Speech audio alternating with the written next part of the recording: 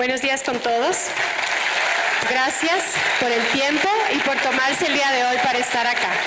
Es un honor para mí darles la más cordial de las bienvenidas a este evento tan especial.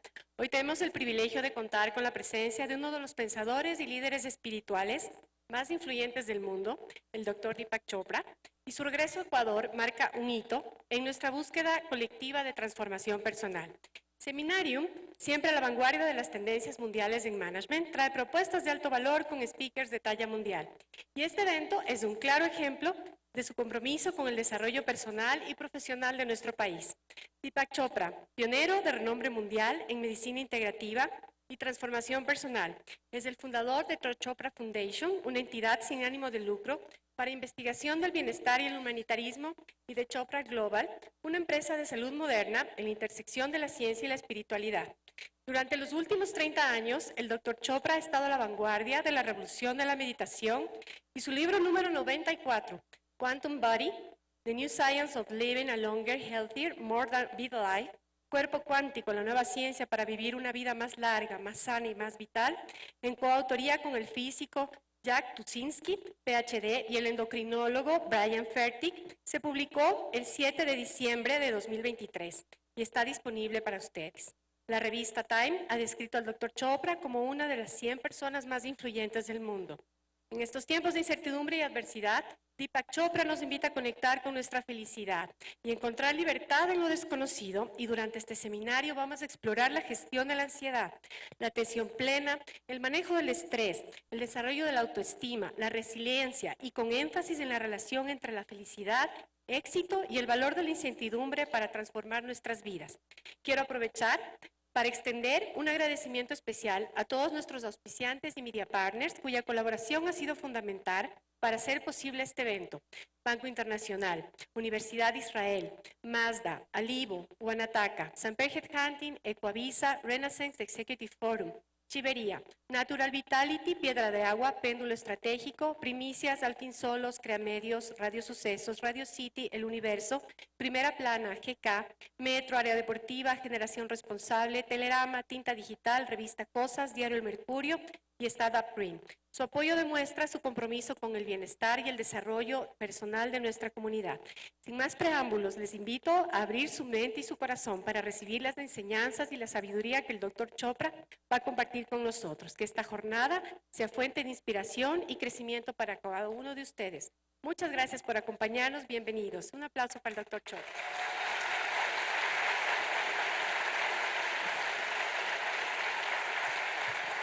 Thank you. Okay, so how's everyone? Good. Very happy to be here with you.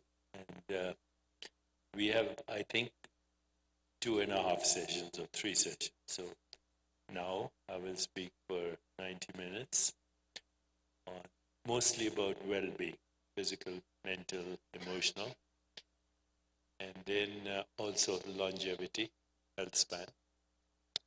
The afternoon I'll talk about spiritual well-being. Then I will be open to any questions that you have. I want to share with you that as of this moment, we also have a digital twin of mine. So if you go, you don't need an app. If you go on just your browser, digitaldeepak.ai, you can ask me any question about health, physical, mental, emotional, spiritual, and you can speak in Spanish and you'll get the answer in Spanish. So this is a big development for us. It'll go with the next book also, and we keep improving it every 2 weeks update. So you can ask me any question on health, well-being, longevity, spirituality, and this way we can stay in touch. Okay. So right this moment, if you go on the internet and you type out the following question, the question is, what are the unsolved mysteries of the universe? What are the most important open questions in science. Open question means we don't know the answer, scientific answer. The first open question in science is, what is reality? What is the universe made of? What is the universe made of? Everything is made of something, so universe must be made of something. And the second open question in science, so that's number one. You would think we know the answer, right? The universe is made of atoms, molecules, matter, force fields, electromagnetism, gravity. So it's obvious that everything, this is what scientists study, forces of nature. So why is this an open question? Why are we still asking this question? And the reason is that recent discoveries have shown that 95% of the universe is invisible. Invisible. So 95% of the universe is not made of atoms. Not made of atoms. You and I are made of atoms, molecules, electromagnetism. Our body is held to the ground because of gravity. The earth spins on its axis, goes around the sun because of gravity. But 95%, or actually 96%, is not this. So what is it? 70% of the universe is a very mysterious entity, which was first described by Einstein. It's called dark energy. So dark energy is expanding the universe as we speak, faster than the speed of light. Faster than the speed of light. So the cosmic horizon, which is the furthest that we know of the universe, the horizon of the universe, is about 48 billion light years away. And the diameter of the universe is almost 100 billion light years. And it continues to expand. And as I said, the expansion is faster than the speed of light. So this energy, which is expanding the universe, which is actually what is expanding is the space between galaxies. We live in something called the Milky Way galaxy. And next door to us is another galaxy called Andromeda, and then there's another galaxy, Virgo. These galaxies have about 100 billion stars, and it is now felt, according to the latest science, that there are 2 trillion galaxies. 2 trillion. So we live in one Milky Way galaxy with 100 billion stars. 2 trillion galaxies, and there are 700 sextillion stars. 700 sextillion means 700 followed by 21 zeros. It's mind-boggling. And there are uncountable trillions of planets. According to current science, there are not probably, but almost certainly, 60 billion habitable planets in just the Milky Way galaxy. 60 billion habitable planets in just the Milky Way galaxy. So multiply that by 2 trillion galaxies, the number of planets is uncountable. Trillions and trillions and trillions and trillions, uncountable.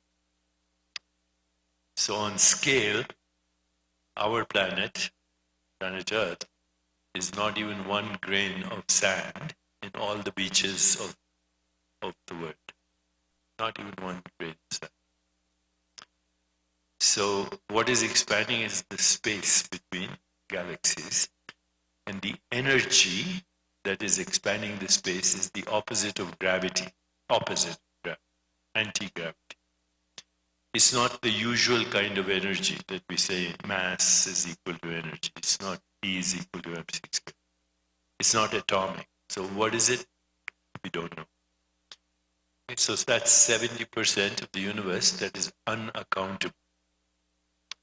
So we're left with 30% of the universe, of which 26% is another mysterious entity called dark matter. And dark matter is the opposite of dark energy. It's responsible for most of the gravity in the universe. Most of the gravity is dark matter. And why do we call it dark matter? Because we can't see it. And why can't we see it? Because it's not atomic.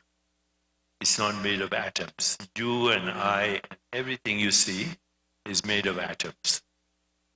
We interact with each other through light. Without light, there's no observation. So if something is not atomic, we can't interact with it. Not only is it unknown, dark matter, it's probably unknowable, which means we can never know what it is because we can't interact with it.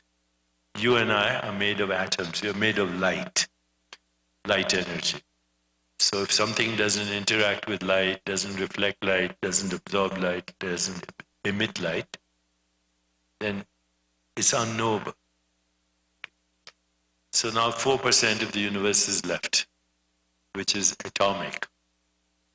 4% of the universe is left, which is atomic. And that includes 2 trillion galaxies, 706 trillion stars, etc., etc. Only 4%. But of that 4%,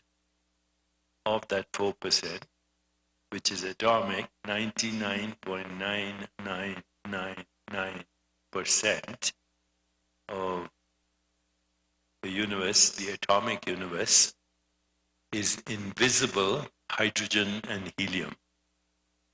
It is not visible. It's not visible. So the visible universe, the atomic visible universe, is 0.01%. 0.01%.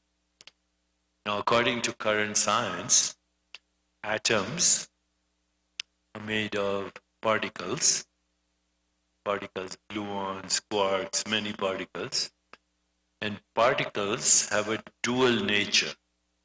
So when you observe them, they appear as particles. When you don't observe them, they disappear into waves.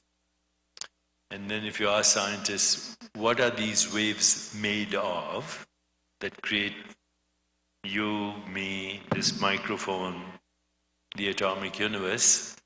If you ask scientists, what are these waves made of? They say they're made of possibilities. So they're not made of anything substantial. Like water waves are made of water, sound waves are made of air. But the waves that make the universe are made of possibilities. So then you ask the scientists, where do these possibilities exist? And the answer you'll get is, we don't know. Okay, so what is the universe made of? The only answer we can give is it's made of nothing. It's made of nothing. Even the visible universe is made of nothing. Atoms are made of particles, particles are made of waves, waves are made of possibilities. So what's the universe made of? We don't know. That's why it's the number one question. You and I are part of the universe, right? So what are you made of? Also nothing. What is this microphone made of? Nothing. So this leads to the second open question in science. if everything is made of nothing, how does it look like this? How does it feel solid? How does it have color? How does it have smell, taste? How does it have imagination? How does it produce thoughts? How does it produce emotions? So that is the second open question. How does nothing become everything? How does nothing become everything? And that is called the hard problem of consciousness. Okay? So that's the second open question in science.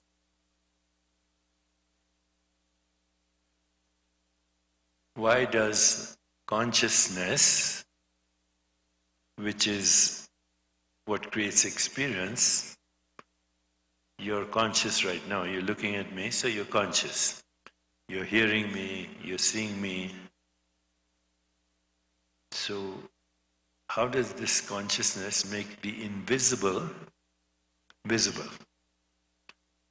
The emptiness full of objects. How does this happen? So this is called the hard problem of consciousness. You know, this is what science is struggling with. We do not know what the universe is made of. The best we can say it's made of nothing. But then why does it appear like this is because there is consciousness. So what is consciousness? Where is consciousness?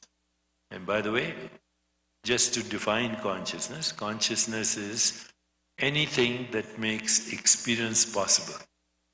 Without consciousness, there's no experience. Okay, so without consciousness, you don't have any experience of your body. Without consciousness, you don't have any experience of your mind.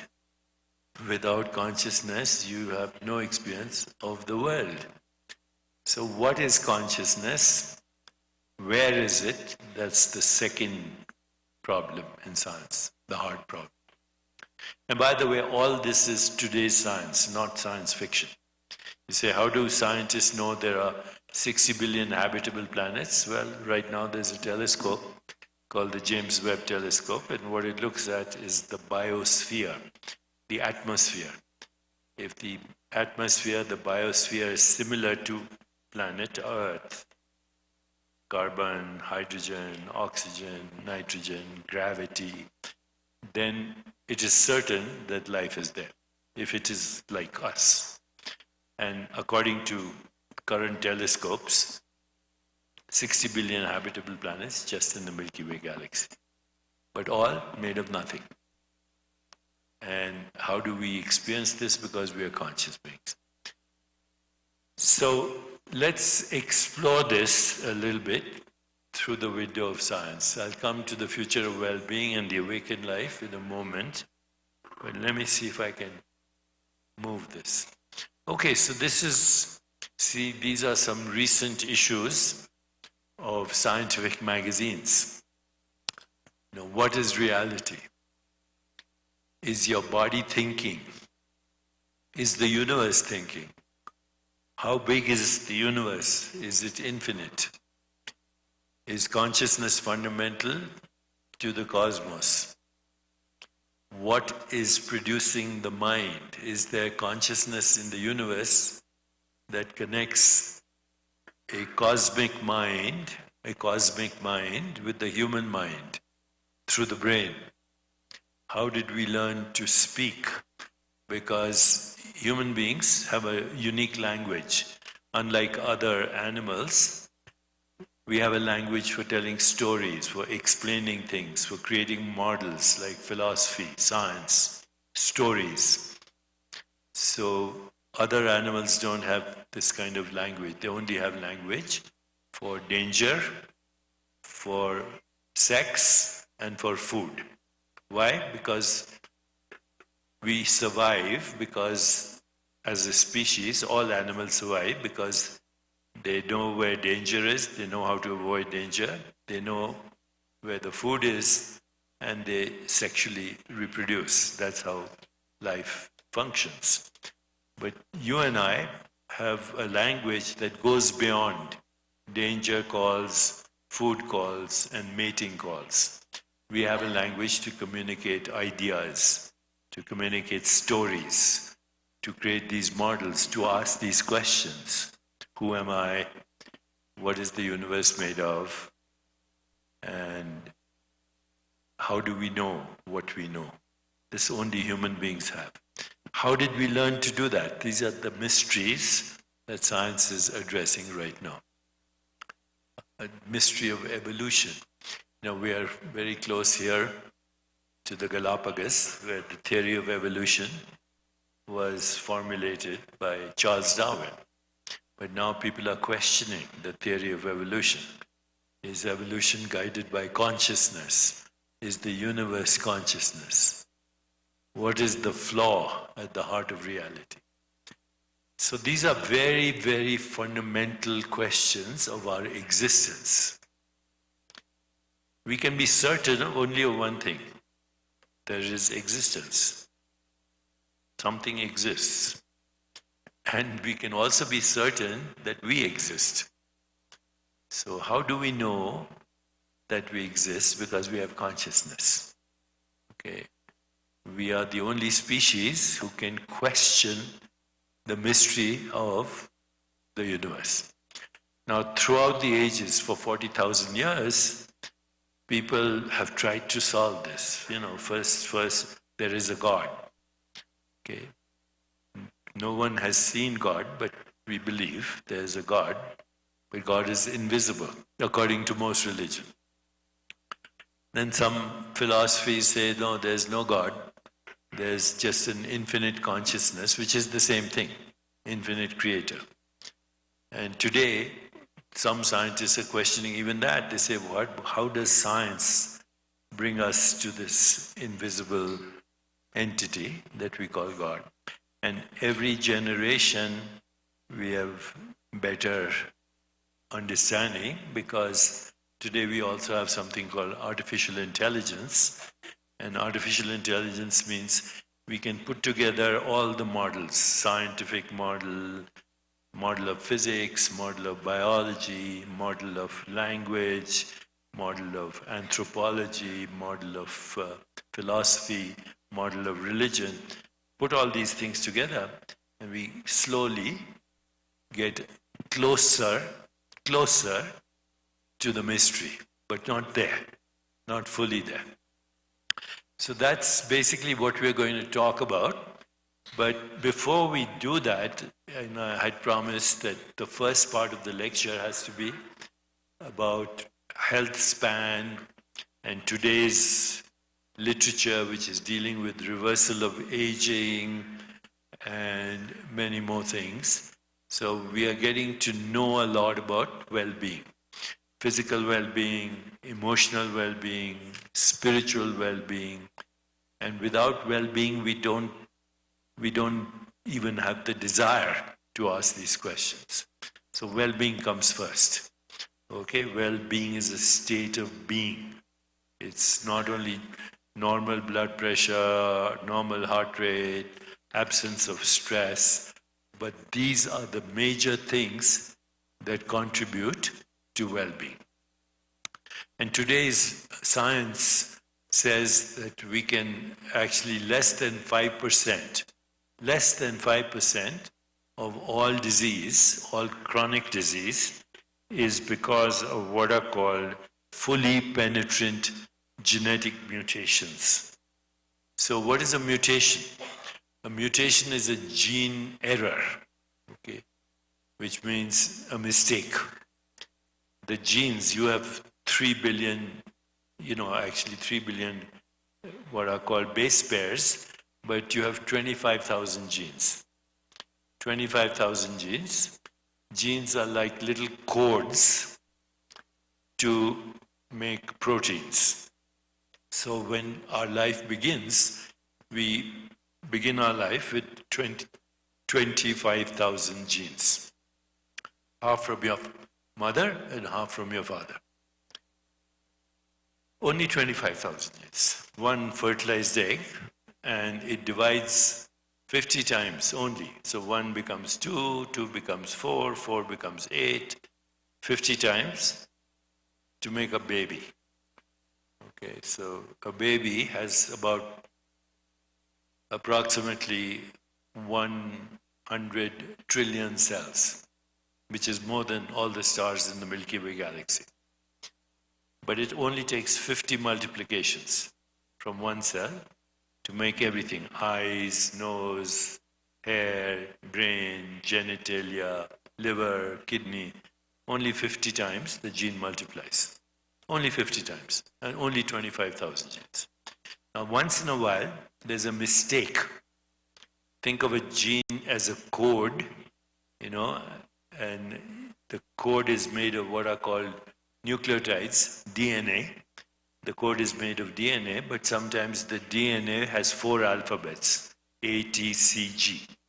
So sometimes the alphabet is missing, or the alphabet is upside down, or it's in the wrong place. So it's a mistake in the code, a spelling mistake. And that spelling mistake we can metaphorically call a mutation. Mutation means error.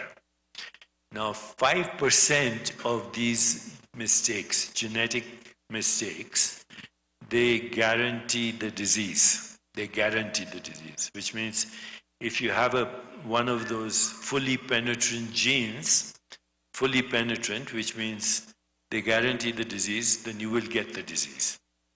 A good example of that is something called the BRCA gene. Angelina Jolie, the actress, she had the BRCA gene, which predicts breast cancer, 100%. So she had a preventive mastectomy, because if she didn't, she would get cancer. So she did the right thing. That is less than 5% of all disease. Now, interestingly, because of AI, artificial intelligence, and because we can now see how these spelling mistakes are made, those 5% of genetic mutations which guarantee the disease, we have a new technology for that. It's called gene editing. So just like you edit your email, you can edit your email, you can delete and put the right gene, you can delete and cut and paste. So now with genetic scissors, molecular scissors, we can cut and paste genes, which means you delete the defective gene, insert the right gene, and there's no more disease. Now that technology, which is called CRISPR, is already there, and it is approved for sickle cell anemia, and right now for a couple of neurological disorders, but soon it will be approved for cancer and everything, okay? So that means the 5% of disease that is fully determined by genetic mistakes will be cured in the next few years. What about the remaining 95% of gene mutations that cause disease? Because 95% of disease are caused by genetic mistakes too, including Alzheimer's disease, cancer, heart disease, stroke, autoimmune illness, degenerative disorders. All these, they are due to gene mutations, but those gene mutations can be corrected by lifestyle. And that is called epigenetics. Epi means above. So through lifestyle, we can change the activity of 95% of genes.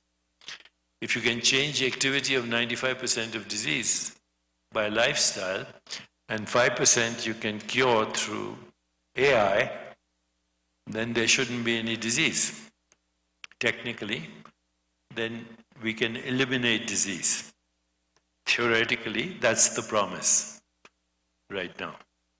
Is it going to happen? Almost certainly, because the science is advancing very fast, even the science of lifestyle, okay? Even the life of lifestyle and what is called epigenetics is advancing very fast. So that means we'll be able to live longer and in good health. what will people die of? If you don't have disease, what do people die of? Now, according to spiritual traditions, you die because you have experienced life to the fullest. You have awakened to your spirit and you choose to die by meditation. You say, okay, had a good time, bye-bye, off you go into the other world. Okay. That's the promise of today's science. Okay. But we need to get there and we need to understand the science also. Okay? So these are the 10 things that we know will extend lifespan and health span and make disease optional. You don't have to have a disease. And also, your biological age does not have to match your chronological age. Okay. So right now, I'm biologically, I think I'm maybe less than 50, but chronologically, I'm 78. So chronologically means according to your birth certificate, according to your, when you were born, the year. But biologically means other things, blood pressure, heart rate variability, inflammation, biological markers, just health span in general. Okay, so let's go over these 10 things because this is very important. Now we have our health in our hands completely. The first thing is you have to change, you can change your biological age by understanding that your body is a field of awareness and not a physical object. Okay. And you say, what do you mean? My body appears physical. Okay, but I told you, the physical is made of the non-physical. And what is the non-physical? It's consciousness, it's awareness. If you could look at the body as it really is, not through our sensory experiences, you would see that your whole body is also made of nothing, of emptiness, Seen through the eyes of a physicist, the human body, or any object, any physical object, is proportionately as void as intergalactic space. If you could see with the eyes of God, or the eyes of the divine, or the eyes of the spirit, you would see that everything is made of nothing. And that nothing is actually awareness, it's consciousness. How do you know you have a body? Well, you're aware of it. You know it's there. Something is there. Okay? So you're conscious of it. Furthermore, the body is not a physical object, like a physical object is fixed, like this microphone is fixed. Your body starts as a fertilized egg, then it's a zygote, then it's an embryo, then it's a baby, then it's a toddler, then it's a teenager, then it's a young adult, then it's an old adult, all the way to dusty death. So you say, I have a body, then which one? Which one? Because your body today is not the body you had 1 year ago.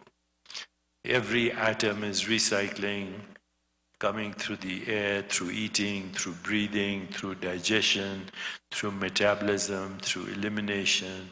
And of course, it's all being modified by our thoughts, our feelings, our emotions, our social interactions, what we eat, etc. So your body is not a noun, it's a verb. It's an activity. And it's an activity in consciousness. So today, during the second half of my talk, we'll go through some meditation and we'll see how we can experience the body as made of consciousness. So once you understand the body made of consciousness, then you change your identity to consciousness, which is not in time. Just like we metabolize food, we metabolize the experience of time. Okay, so people say, I don't have time, I'm too busy. Okay, I'm rushing, I have deadlines. I have to finish this, I have to finish that. So this is called time sickness. You're running out of time. And if you have time sickness, then your biological clock speeds up. So if you constantly tell yourself, I don't have time, I don't have time, then your biology will believe that, your heart rate will go up, your blood pressure will go up, your body gets inflamed, and if you suddenly drop dead of a heart attack, then you've run out of time. So please don't say, I don't have time. Only busy people have time. Only busy people have time because they are in the present moment. If you're in the present moment, there's no time.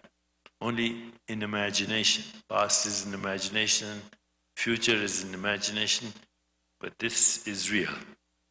This moment is real.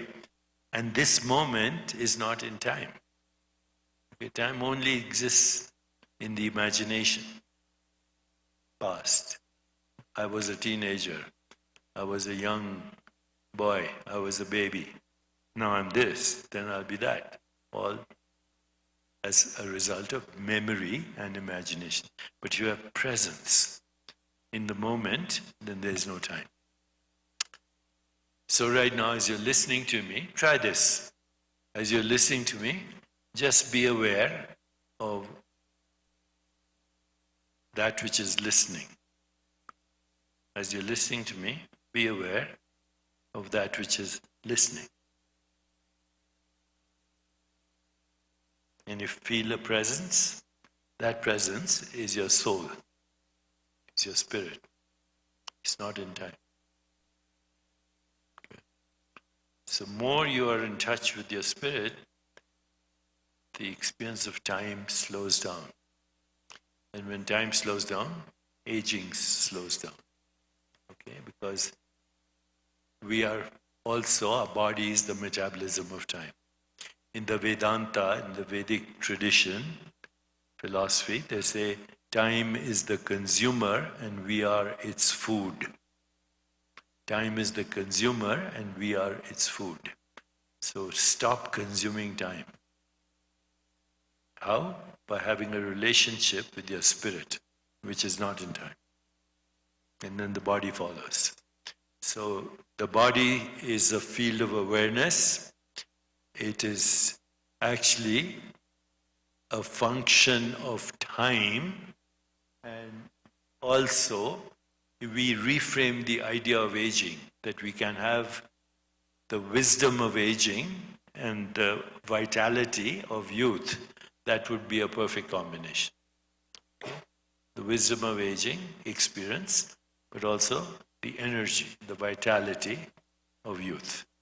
So that's the most important thing, reframing.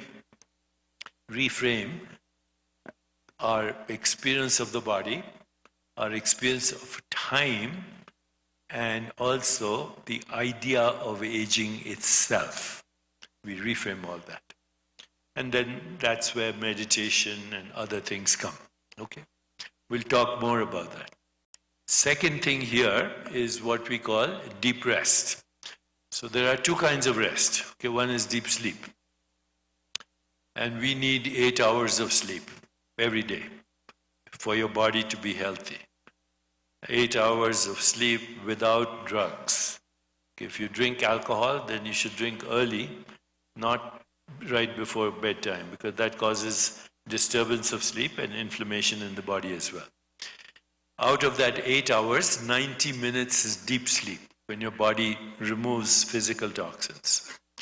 90 minutes is dream sleep, when actually your body removes emotional toxins. So physical toxins are removed in deep sleep, dreamless sleep, and then when we're dreaming, we are cleansing our emotions. So both are important. Okay, so sleep is one. The other thing I mentioned there is meditation, because in meditation you get the same kind of rest that you get in deep sleep. Okay, number 3 here is nurturing your body through healthy food. What is healthy food? Well, the healthiest food on our planet comes from the energy of the sun. Okay, so the healthiest food has very rich in what we call phytochemicals. Phyto means light, chemicals obtained from the energy of the sun through photosynthesis. That means plant-based foods, maximum diversity of plant-based foods. Maximum diversity of plant-based foods, and these foods include, of course, vegetables, fruits, and everything. But if you want to be very precise about it, then your food should contain 7 colors of the rainbow. Okay, 7 colors, that's all the phytochemicals. Energy of the sun is 7 colors. So all the colors, fruits and vegetables have all the 7 colors, and also the 6 tastes. So you don't have to count calories, you don't have to imagine things.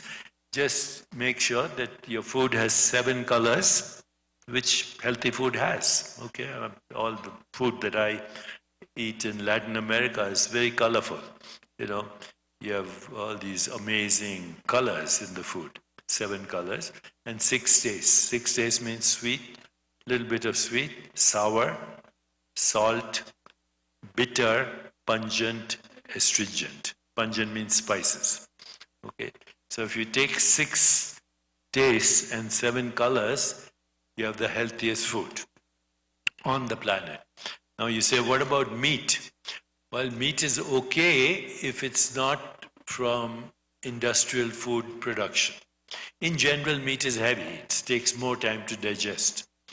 But, you know, if your meat doesn't come from a factory, it comes from nature, you know, it comes from a farm, then it's not full of steroids or antibiotics or chemicals, then it's okay, although the mass 90% of your food should come from phytochemicals. Okay. So that's number 3 there. And number 4, now today we know that there are certain nutritional supplements or complements that we can take, and these come in this category: adaptogens, signal molecules, vitamins, and minerals. So let me talk to you about these adaptogens. Adaptogens are natural herbal supplements that help your body adapt to stress at the cellular level. The 2 most famous adaptogens in Ayurveda, one is called Shatavari. Shatavari is asparagus root. It's the root of the asparagus. Shatavari, Shatavari. And the asparagus root, it contains natural estrogens, so it's very good for women. Okay, Shatavari. You can go on Amazon and you can buy from many stores. Even here, if you go to a supplement store, you should be able to buy Shatavari. And then for men, ashwagandha. Ashwagandha, ASHWAGANDA. Also, you can buy this from Amazon, or you can buy it from a local store. So these are adaptogens. One is for females, one is for men, but there are many others, adaptogens, including things like turmeric and many, many others. But those 2 are the most important. What about signal molecules? Signal molecules, as the word implies, they send signals to DNA for self-repair. So signal molecules, the 3 most important signal molecules are nicotinamide, NMN, nicotinamide, something called fisetin, FISETIN, and something called quercetin, QUERCETIN. Again, they're available in most natural supplement stores, but you can also get them online. So nicotinamide, mononucleotide, NMN, fisetin, and quercetin, QUER. And then 1 multivitamin a day with minerals. That's enough. Okay, you don't need to overload your body with supplements if you have a good diet, if you have a healthy diet. Now, as we grow older, then the skin, the lining of the stomach, it becomes hard. And so we don't absorb these micronutrients. That's why we need to take them. Children don't need to take them if they have a good diet. But as you grow older, it's a good idea to take 1 adaptogen, maybe a couple of signal molecules, 1 vitamin with minerals. You are getting enough complements or supplements. Okay. Now, number 5 here is something called enhancing mind-body integration and activating what we call the vagus nerve. This is very interesting and it's quite recent. And again, if you actually go on the internet, you can do your own research, or you can ask me on Digital Deepak in Spanish about the vagus nerve and the parasympathetic nervous system. So we have a brain which looks at the world through the 5 senses. Our brain thinks. It's the source. It's connected to our conscious mind. But there is another part of our nervous system which is connected to the unconscious mind or the subconscious mind. And that nervous system is called the autonomic nervous system. And the autonomic nervous system has 2 branches. One is called the sympathetic nervous system. The other is called the parasympathetic nervous system. When we are stressed, then it is the sympathetic nervous system that is active. It's called the fight or flight response. So anytime you feel threat, like when there was COVID-19, the whole world was stressed. Whole world was in anxiety. And when your mind is full of anxiety and stress, then the sympathetic nervous system is dominant. It causes your blood pressure to go up, heart rate to speed up, heart rate variability to slow down, body gets inflamed, and all the things that are consistent with stress are due to the sympathetic nervous system. Now there's another part of our nervous system which is called the healing system. And that healing system is called the parasympathetic nervous system. Sympathetic, parasympathetic. So in the parasympathetic nervous system, which is the healing system, there's 1 nerve. It's called the vagus nerve. Vagus. It's a Latin word. And this is the healing nerve in our body. It's the healing nerve in our body. And this nerve is the 10th cranial nerve. Okay, so we have 12 nerves coming out from our cranium. The 10th cranial nerve is called the vagus nerve.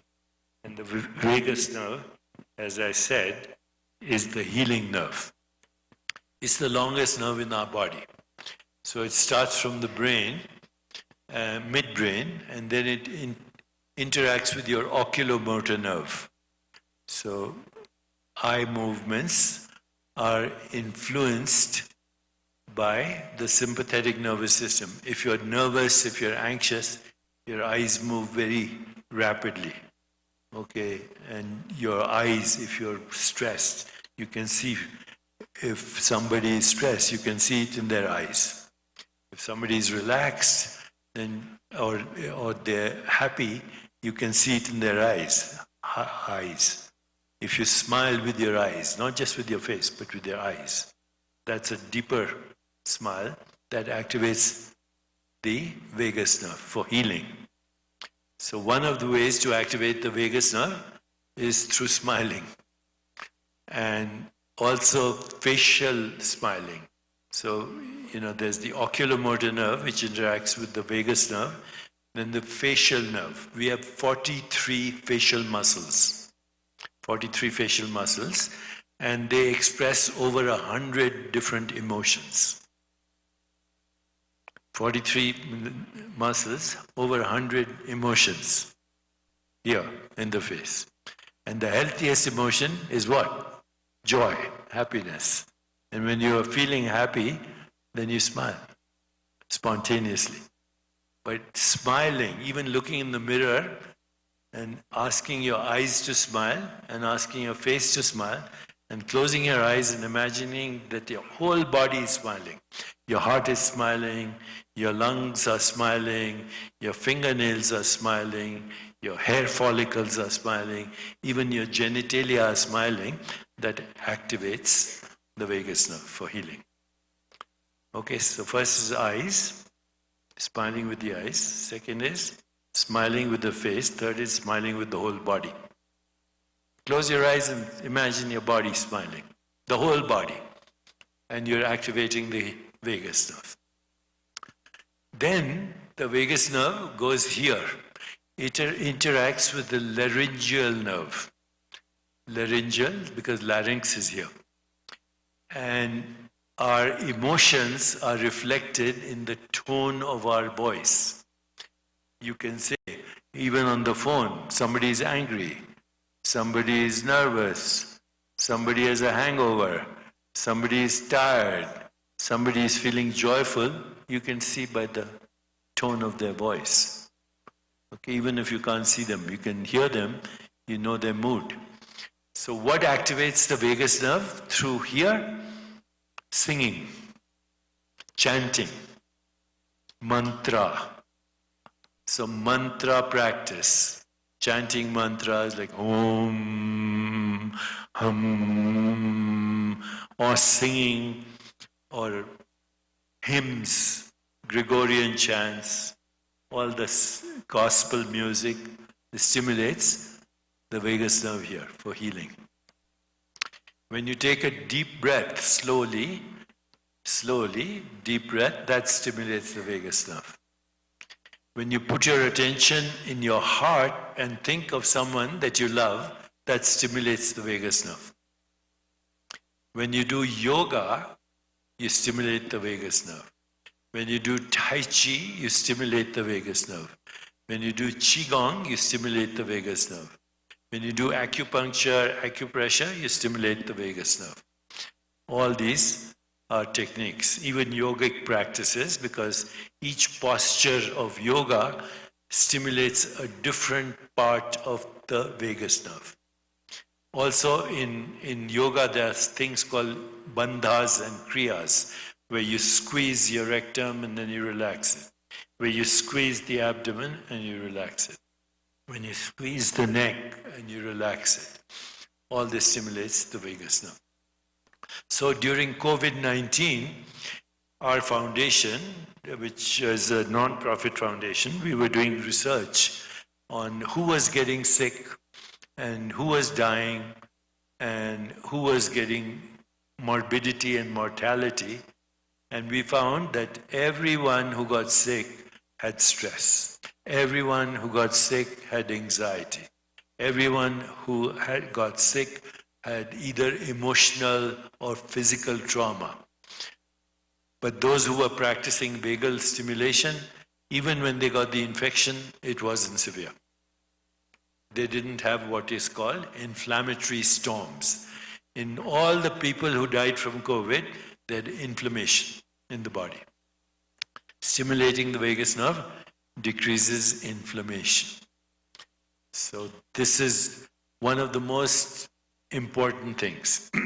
If you go again to the internet, you can type out what are the different ways to stimulate the vagus nerve, or you can ask me on Digital Deepak, and there are meditation exercises to stimulate the vagus nerve. Okay? 6, exercise. So there are 3 kinds of exercises. One is aerobic exercise, cardiovascular exercise. The other is strength training, like lifting weights, strength training. And the third is flexibility. Okay. Now, research has shown that very severe exercise is not good for you. Okay. Athletes, for example, who are Olympic athletes, they don't live longer. They live less because they overstimulate their body. Okay, if you overstimulate your body, you run the risk of something called cardiomyopathy. So the best exercise is walking. Okay, running is good exercise, but as you grow older, the running interferes with your joints. But walking, you can always walk, and if you walk briskly enough so you can breathe through your nose, that's good enough. 10,000 steps. That's aerobic exercise. You don't have to do more than that. Even 6,000 steps. And all this is, of course, measurable these days with these devices. You can measure how many steps you took, measure your heart rate. All this is totally measurable. Yoga and martial arts and Tai Chi, they combine everything. So there's aerobic, they improve your aerobic capacity, they increase your strength with the yoga posture, and they increase flexibility. So exercise is good, but moderate with ujjayi breathing, which means you breathe through your nose. In fact, breathing through the mouth is the cause of a lot of problems, okay? When you breathe through your mouth, there's more likelihood of infection, there's more likelihood of inflammation, there's more likelihood of dental problems. If you breathe through the nose all the time, even when you're exercising, then you add 20% extra oxygen, the blood goes directly to the brain. There's something called nitrous oxide that's added that decreases inflammation, and also antibodies are introduced, so there's less likelihood of infection. In fact, mouth breathing is one of the biggest cause of inflammation and chronic disease. So if nothing else, you leave this today with just one commitment. I'm going to breathe through the nose all the time. You see people I was on the airplane, half the people were asleep like breathing through the nose, because we are not taught how to breathe properly. Breathe slowly through the nose, even when exercise. Number 7 is elimination of toxins, and that includes toxic foods. What is toxic food? Anything that is manufactured, refined, processed, has too much sugar, too many chemicals. So no toxic foods, no toxic relationships, no toxic emotions, and generally less toxins in the environment, because toxic relationships, toxic foods, toxic environment all generate physical toxins in the body. Okay, so the next item over there is cultivating flexibility and creativity in consciousness. So it's not physical flexibility, but in consciousness. And that means surrender to uncertainty. Now, this is a very important point, because the future is unpredictable. You can maybe guess the statistical likelihood of events in the future, but it's unpredictable. I mean, look at what I'm living in the United States. 1 month ago, I didn't know that Kamala Harris would be running for president, or that Trump would be shot, or that there would be all this political upheaval in Ukraine, in Afghanistan, and you name it. The world is totally uncertain.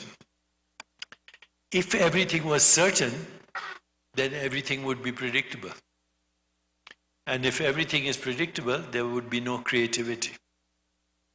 Okay, so our creativity comes by an attitude of surrender to unpredictability. If you start your day, every day, with this commitment, I surrender to unpredictability, nothing ever goes wrong. Because what goes wrong is your idea of predictability.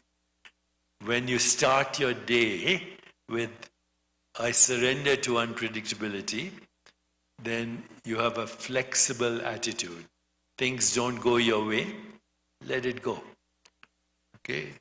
Things don't go your way, you just let it go, because you don't control the universe. Remember, there are 2 trillion galaxies, 700 sextillion stars, 60 billion habitable planets, and we are not even 1 grain. We don't control anything. So in spiritual traditions, they say, surrender to God. Okay? If you want to make God laugh, then tell God your plans. Okay?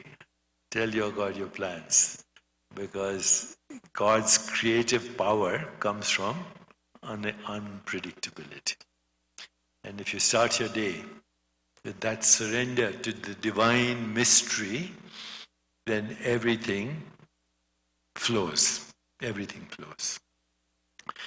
So this leads me to a new way of actually cultivating flexibility and creativity in consciousness. So right now, as I'm speaking to you, we are doing some research looking at well-being across the board in humans, but also in families, also in businesses, also emotional well-being, physical well-being, community well-being, and financial well-being.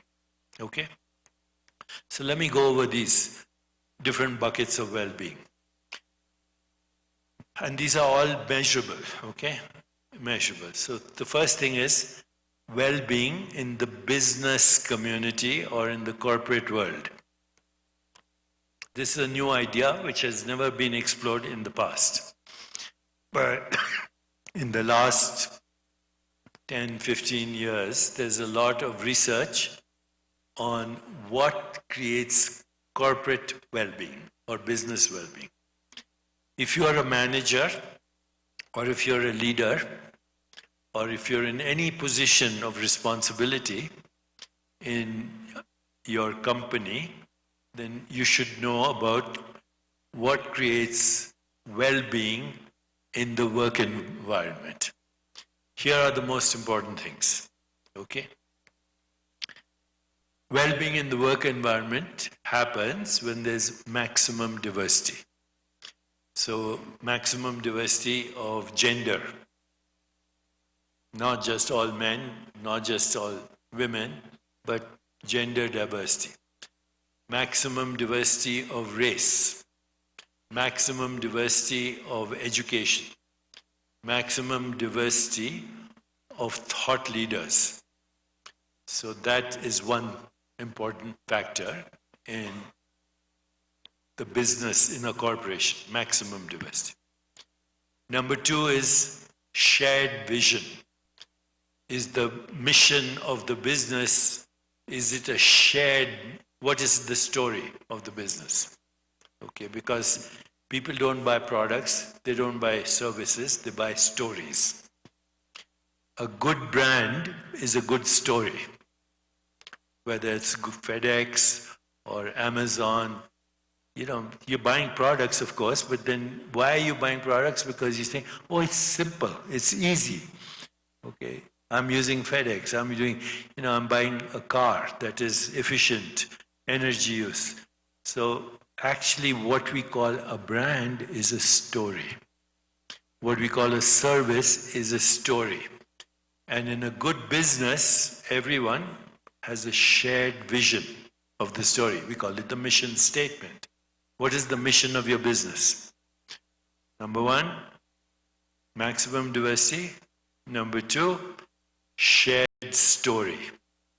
Number 3, complementing each other's strengths, like a good soccer team, like a good football team. Because we all have different strengths. So you complement the strengths of the other. And finally, an ecosystem where people are emotionally and spiritually connected. If you have that, then that is called corporate well-being. I'll repeat. Shared vision, maximum diversity, complementing each other's strength, and an ecosystem of spiritual and emotional bonds. Now here are some very interesting statistical data. If the manager or a leader of the company, if he or she ignores their employee, then the disengagement rate goes up by 45% if you ignore your employee. If you criticize your employee, then the disengagement rate drops to 20%. People would rather be criticized than ignored. So when you're criticized, at least you're noticed. When you're ignored, you don't exist. Okay? You're not relevant. So criticizing, healthy criticism is fine. But if you notice one single strength, you're good at sales, you're good at communication, you're good in marketing, this is your strength, you notice one strength, the rate of disengagement goes down to less than 1%.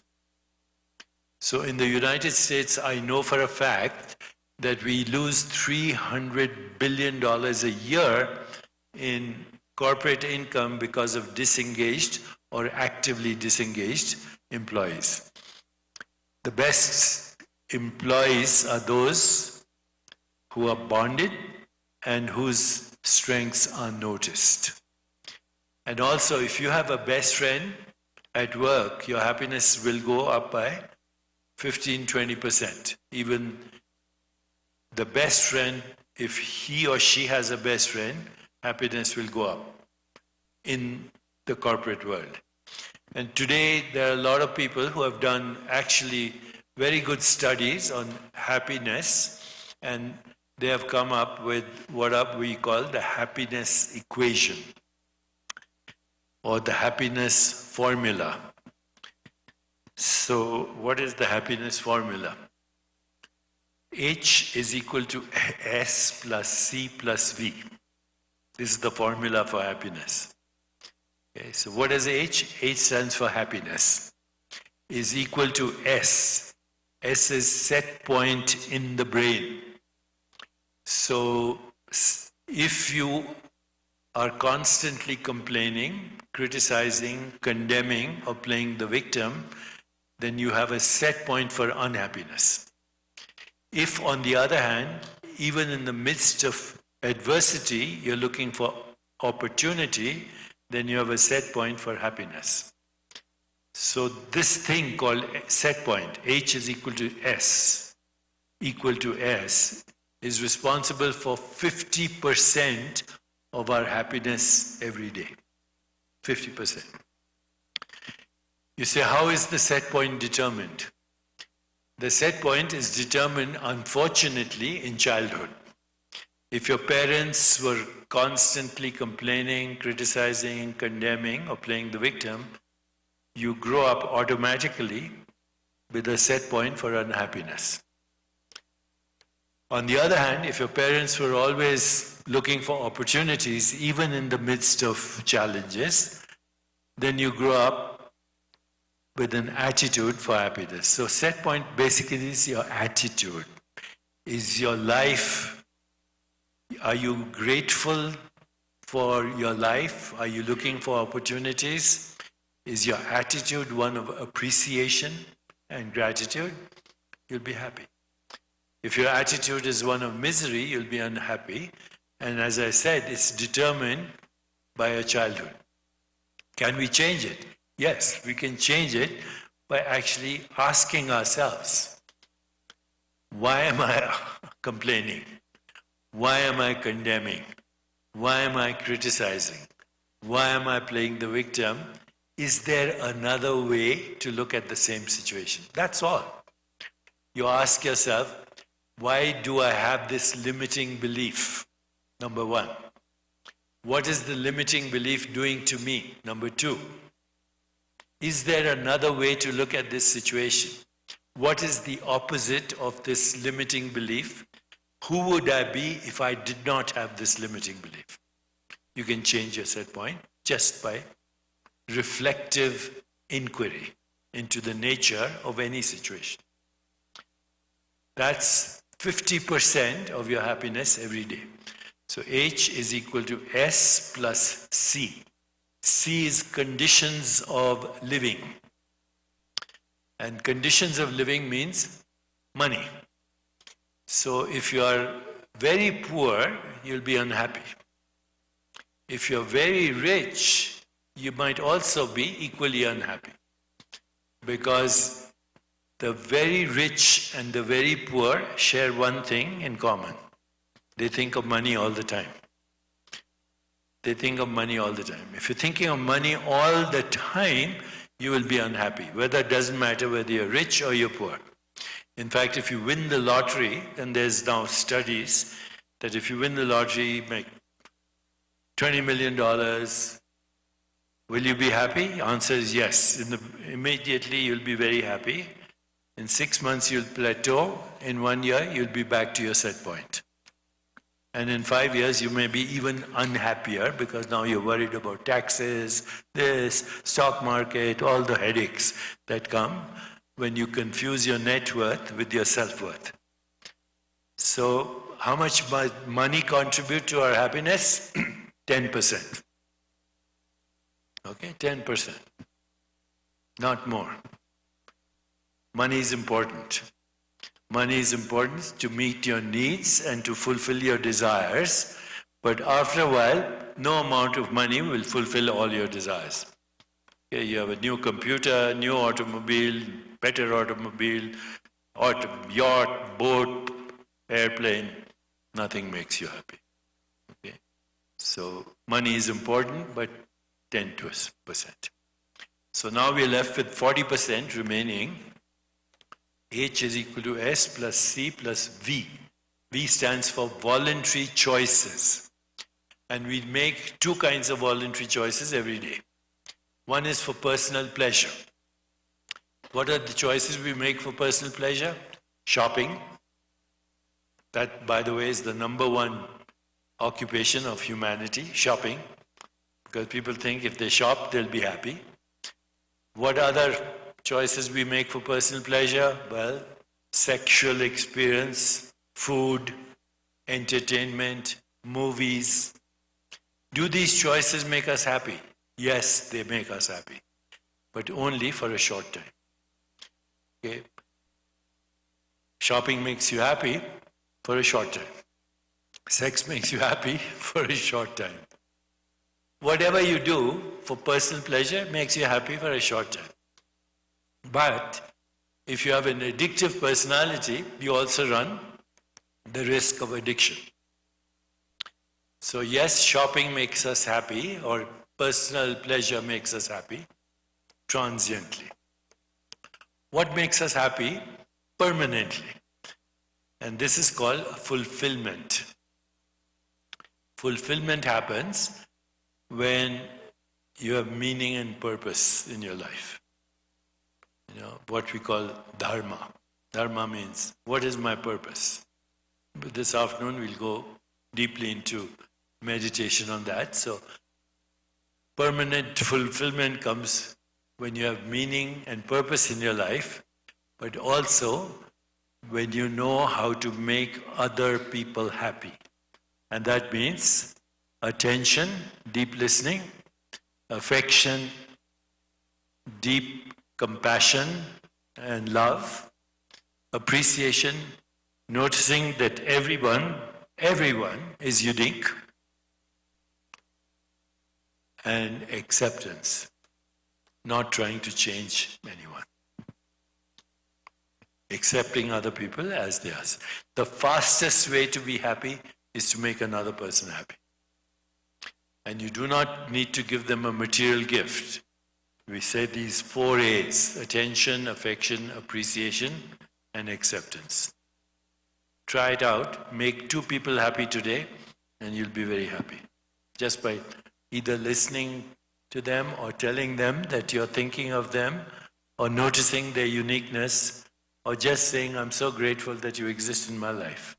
And you'll make somebody else happy, and you'll make yourself happy. There will be more dopamine in your brain, more oxytocin, more serotonin, and more opiates. And then the final thing here is what we call a youthful mind and youthful aesthetics. Let me address those. What's a youthful mind? A youthful mind is a curious mind. Curiosity, wonder, mystery. When we were children, we were full of mystery. That created a lot of, we wanted to expand our awareness of experiences. And so, always learning. They say in spiritual traditions, you don't grow old. When you stop growing, you become old. So always continue to grow intellectually, emotionally, expanding your curiosity and your sense of wonder. That's called youthful mind, and it actually creates a youthful body. Now, youthful aesthetics. I used to think this is vanity. People, plastic surgery, new lips, new breast job, etc. I'm not talking about that. Youthful aesthetic means you are taking care of how you look. And why is that important? Okay. Does the number of wrinkles reflect your age? Yes. Okay. But your skin and your brain and your gut are all connected.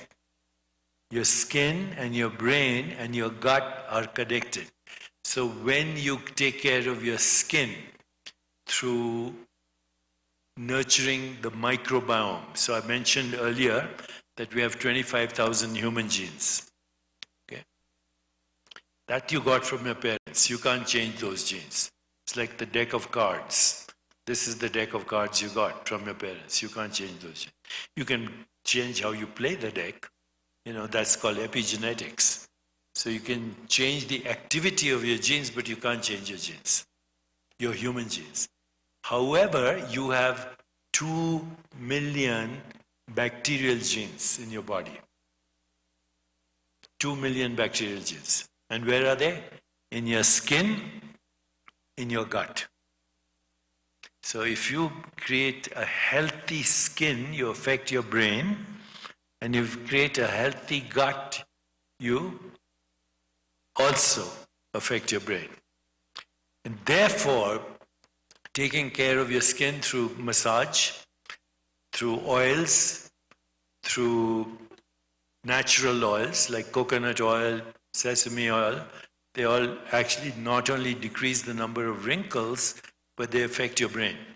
Also, when you get a massage, you stimulate the nerve endings that go to the brain. Okay? Stimulate the nerve endings. So right now there's a lot of good research on how to minimize the wrinkling of your skin by using oils and massage processes that keep the skin flexible, hydrated. And that keeps the brain flexible and hydrated. And the other thing is the microbiome in the gut. So this microbiome is 2 million genes, and actually if you live in a very natural environment, if you lived in the Amazon or you lived, where there's no pollution, then you have not 2 million but 20 million bacterial genes. And you can change them just through diet and through massage and through taking care of your skin. You change the genetic information of your gut and of your skin, and you're affecting your brain. So these are the 10 most important epigenetic factors that influence our health and longevity, including our emotional health. Now, I mentioned that corporate well-being is connected to physical well-being, is connected to emotional well-being, is connected to social well-being, but it's also connected to financial well-being. So if I asked you only one question, just one question, on a scale of 1 to 10, how much enthusiasm and how much energy do you have every day to do whatever you want to do? I'll repeat that. On a scale of 1 to 10, how much energy do you have to do everything, and enthusiasm do you have to do everything you want to do? And if you intuitively say 8, 9 or 10, then you are thriving. Your future is good, your life is going to be healthy, and you will live long. Just that one question, energy. If intuitively you say 6, 7, then something is wrong. Either you have a marital problem, or a relationship problem, or a problem with your children, or a problem with your boss. Something is happening. Okay, if you say 6 or 7, intuitively. And if you say 5 or less, then you're suffering. Okay, that means you already have a sickness and a diagnosis, even though you may not be aware of it. The amount of energy and enthusiasm you have every day determines your entire life, including your financial abundance. So people who are financially happy, they have enough money to do what they want, to go on vacation, to go on a symposium, to do some charity. They have enough money. Okay, and everybody should have enough money to fulfill their desires, but also to give back to the world.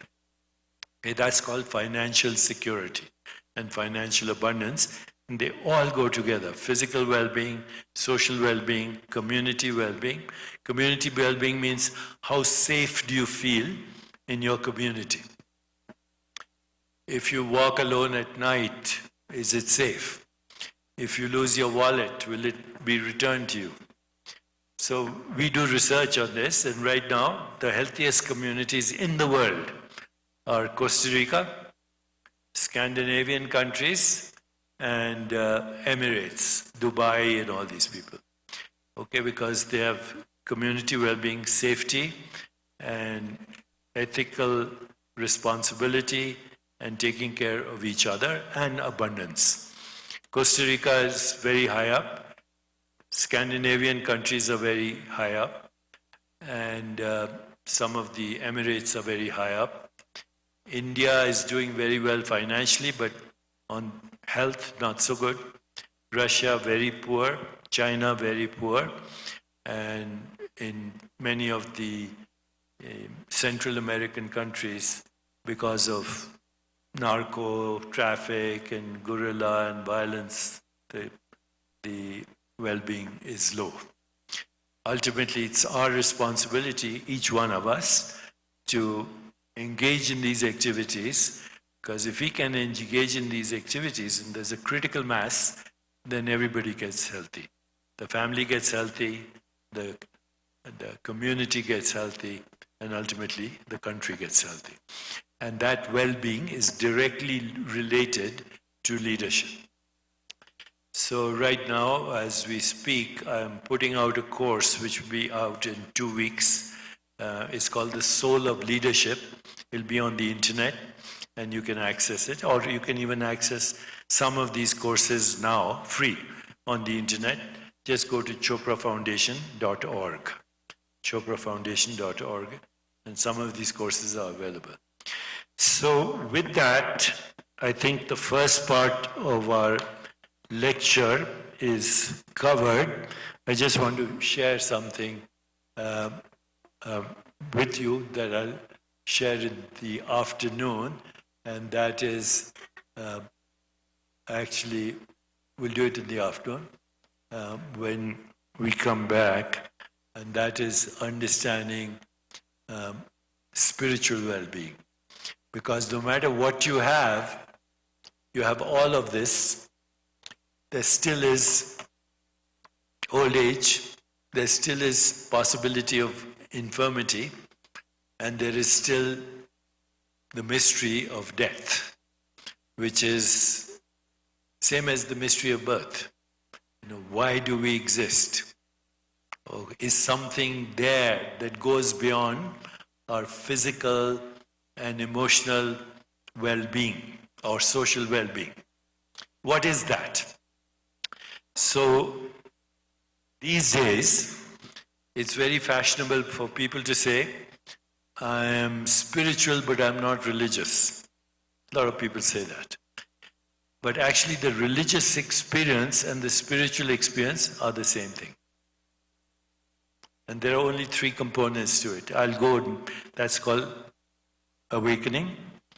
Okay, awakening happens when you get in touch with your spirit. And then 3 things happen. Number 1, you realize you're not your body, you're not your mind, you're a spiritual being having this experience. Number 1. And that spiritual being is outside of space-time.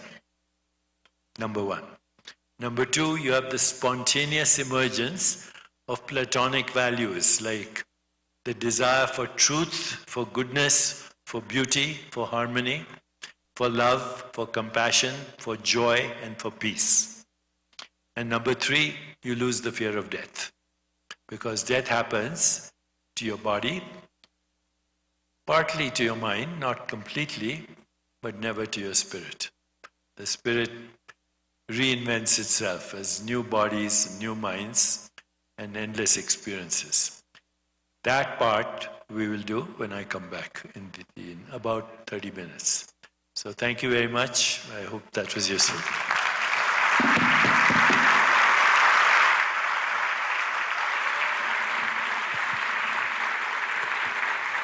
Vamos a hacer un receso. Les invito a que en las bolsitas tenemos unas cortesías de Sociedad Agrícola El Ordeño, muchas gracias. Y también les invito a un receso de 35 minutos. Les invito a que vayamos a Natural Vitality, al stand. Tenemos cortesías. Muchísimas gracias, Omar. Vamos a sortear después del segundo bloque sueros de vitamina C para que puedan ir, y es en parejas. Así que les invito a que dejen sus tarjetas en el stand de Natural Vitality, aquí afuera, un servicio de break, y gracias por atender esta primera sesión. Nos vemos en 35 minutos. My plan now is to speak for about 90 minutes and include the meditation in that, and then we'll do a Q&A after that. Okay, so this morning what we discussed mostly was the future of well-being,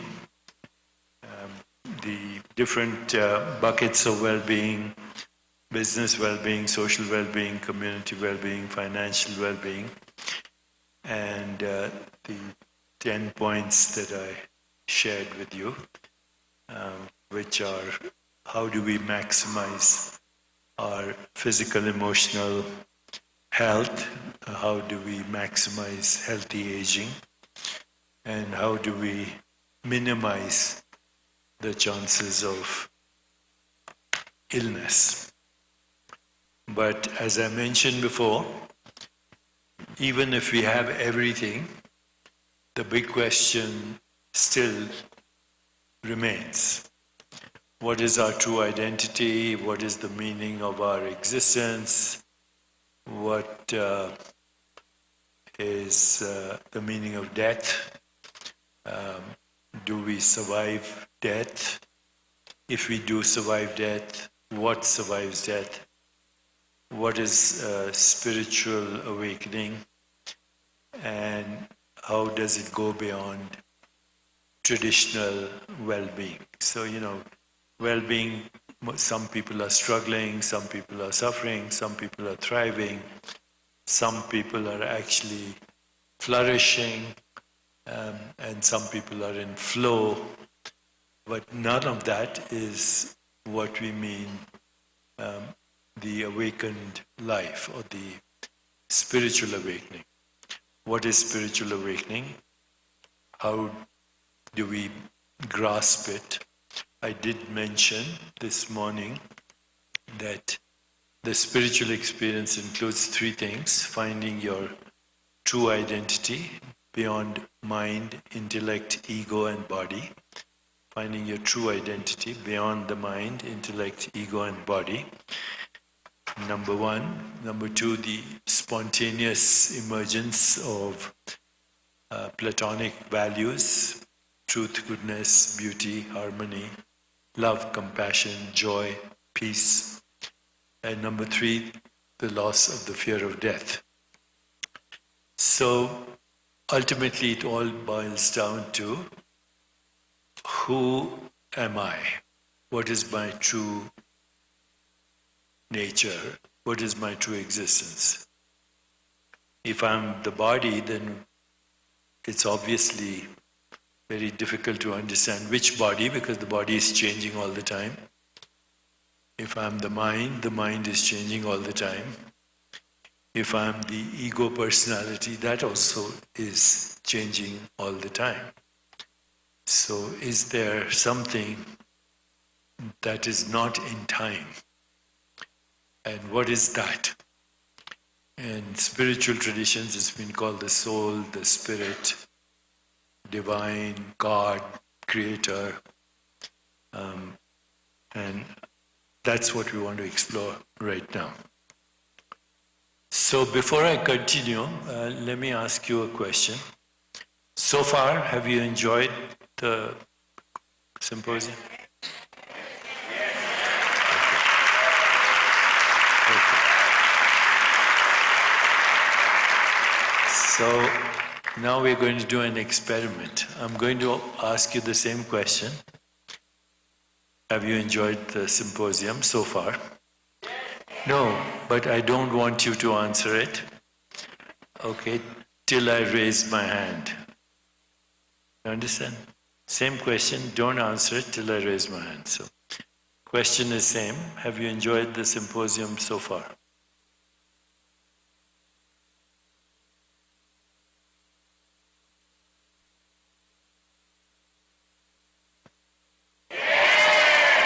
Okay, so the question is a mental activity. The answer is a mental activity. In between is your soul, your spirit. So let me ask you the same question, but don't answer it. Just slip into it. Just slip into that silence in between. Have you enjoyed the symposium?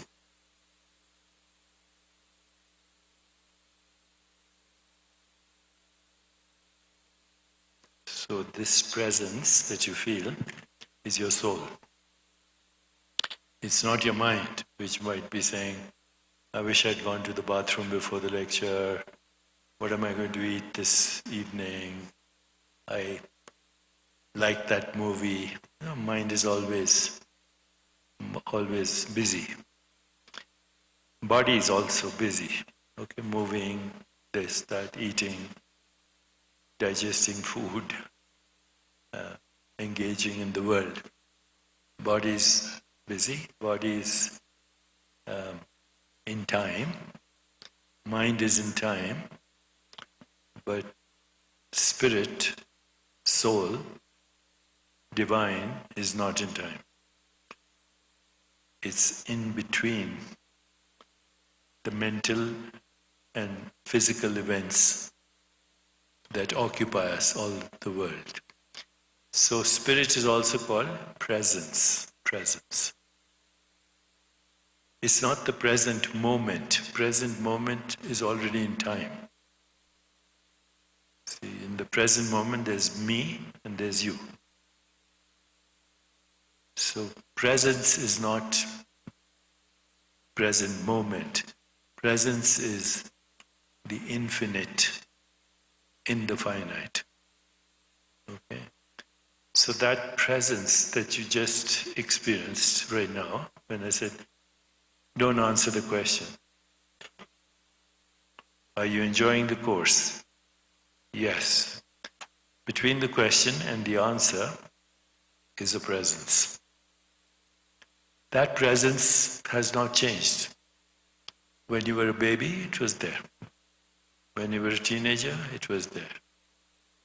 It is there now, it'll be there after you die, because it's not in time. So, what is the spirit? What is the soul? It is that which does not change in the midst of change. It is that which does not change in the midst of change. It's the non-changing factor in every changing experience. The body is an experience and it's changing. The mind is an experience, it is also changing. The ego also changes slowly, but unless you want to run for president in the United States, then you hold on to your 8-year-old ego. But even the personality slowly evolves. So everything changes except that in which all this change occurs. And we can call it soul, we can call it spirit, we can call it divine, God, whatever. So people say, what's the difference between the soul and the spirit? There's no difference. The soul is a drop and the spirit is the ocean. But there's a poem of Rumi where he says, you're not just a drop in the ocean, you're also the ocean in the drop. So the divine is not outside. It's in you as a fragment of the ocean of consciousness. So you can use any word. You can use the word soul, you can use the word spirit, you can use the word divine, you can use the word God, but it's all means the same thing. My preferred word, so we don't annoy anyone, the most convenient word is consciousness. Okay? Consciousness is the divine. Because without consciousness, there is no experience of the mind. When you say, I changed my mind, then what changed the mind? Okay? When you say, I changed my mind, what is I that changes the mind? I need to get rid of my ego. What says that? I am having the experience of the world. What is it that is having the experience of the world? I am a healthy body. What is it that knows that this is a healthy body? So the body is an experience. The mind is an experience. The ego is an experience. But I is not an experience. I is the source of all experience. I is the source of the experience that we call the mind. It is the source of the experience that we call the body. It is the source of the experience that we call the physical world. And this is not a new idea. This idea has existed in every religion, including Christianity and Buddhism and the Sufis, Islam, all, In the Old Testament, when Moses asks God, what's your name? God says, I am that I am. So I am Deepak is in time. I am is not in time. I am Deepak is in time. Deepak was a baby, a toddler, a boy, adult, all the way. Also mind, baby mind, teenage personality, all the way. But the source of that is not in time. Okay? It's in the space between. every experience. Then it's also in the experience, because experience is not possible without consciousness. Okay? So what is consciousness? It is the source of all experience. Experience changes, but the source does not change. So consciousness is the source of all experience. It is also what we call that entity in which the body is a changing experience, the mind is a changing experience, the world is a changing experience, but the soul is an entity which is in the experience and without the experience. In the experience and also without the experience. It's a presence that you experience just now. You can experience that presence anytime. Okay? Just by turning to the source of experience. So even as you're listening to me, if you just become aware of your own presence, you're in touch with it. So when you say, where do I go after I die? You don't go anywhere, you're there now. Because without that presence, you can't have this experience. Okay? Without that presence, you can't have that experience. It is the infinite in every finite experience. Without the infinite, finite experience is not possible. Okay? So you say, okay, I had the experience just now, I know it's me, it's the presence, but where is it? Can I see it? And the answer is, you cannot. Because it is what's seen. Just like the tooth cannot bite itself, the eyes cannot see themselves as other than in a mirror, you can't see yourself other than a reflection which we call the mind, the body, and the world. So the mind, the body, and the world is a reflection of your soul in every moment. Okay. The reason you can't see it or touch it is it's invisible. And the reason it's invisible is that it has no form. And if it has no form, then it has no boundary. Okay? Anything that has form has a boundary. This has a boundary. This has a boundary. This has a boundary.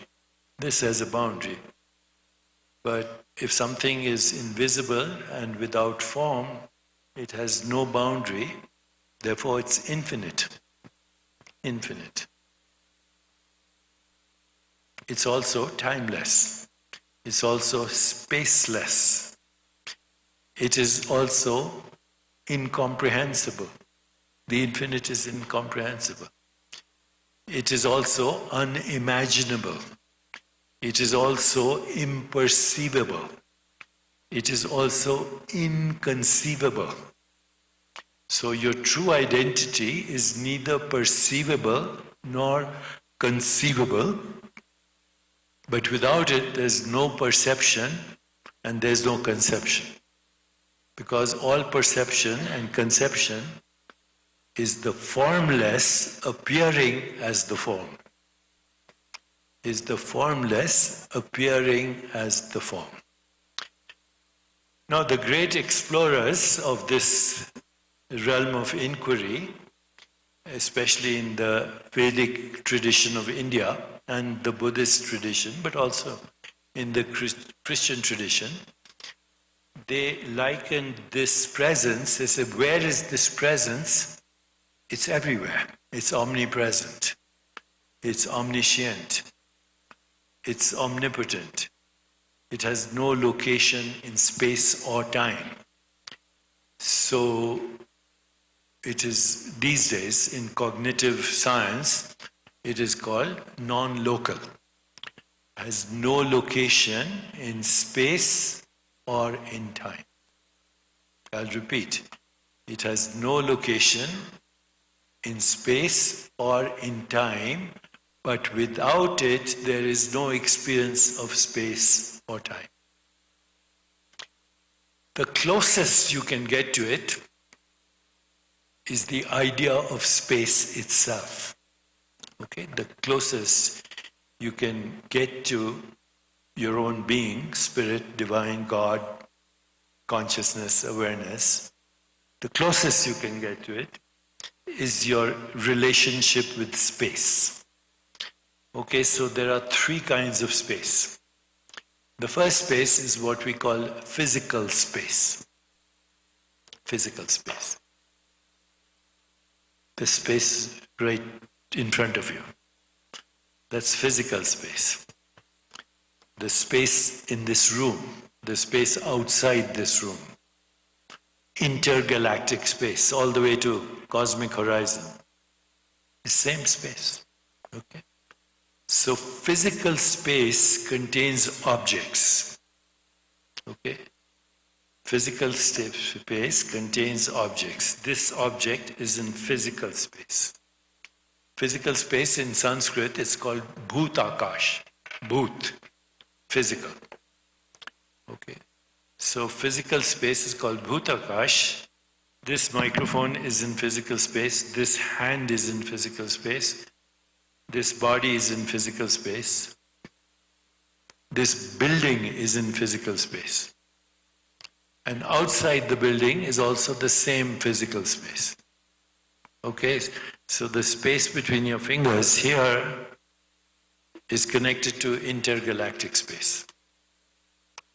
The space between this is also contains galaxies. Making sure that you understand. The space between your fingers engulfs galaxies. All the galaxies are in physical space.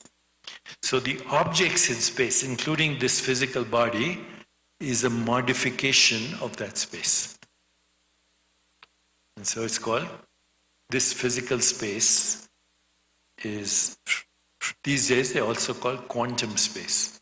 Quantum is the smallest indivisible unit in which objects appear and disappear. So quantum space and physical space engulfs the entire universe. Okay? Engulfs the entire universe. It's right here. So this space is also contains every object in the universe. In fact, the objects of the universe are manifestations of this physical space. This microphone is a manifestation, quantum mechanically. Particles, electrons, photons, fundamental particles are in the space, quantum space, and they are appearing as this object, as this object, as that tree, as that star, as that galaxy, as the sun, as the moon, all engulfed in physical space. Okay, now let's try something else. Close your eyes and imagine that you're seeing the moon. Imagine that you're seeing the stars. Imagine that you're seeing snow-clad mountains. Imagine that you're seeing trees. Imagine that you're seeing the face of your mother. Imagine that you're seeing the ocean. Imagine that you're seeing a child. Now imagine that you're touching a tree. Imagine that you're walking barefoot and feeling the sand on the beach. Imagine that you're tasting a mango. Imagine that you're tasting avocado. Imagine that you can smell the rainforest. Imagine that you can smell a rose. imagine that you can see the face of someone you love. Now experience the emotion. As you experience the face of someone you love, feel the emotion.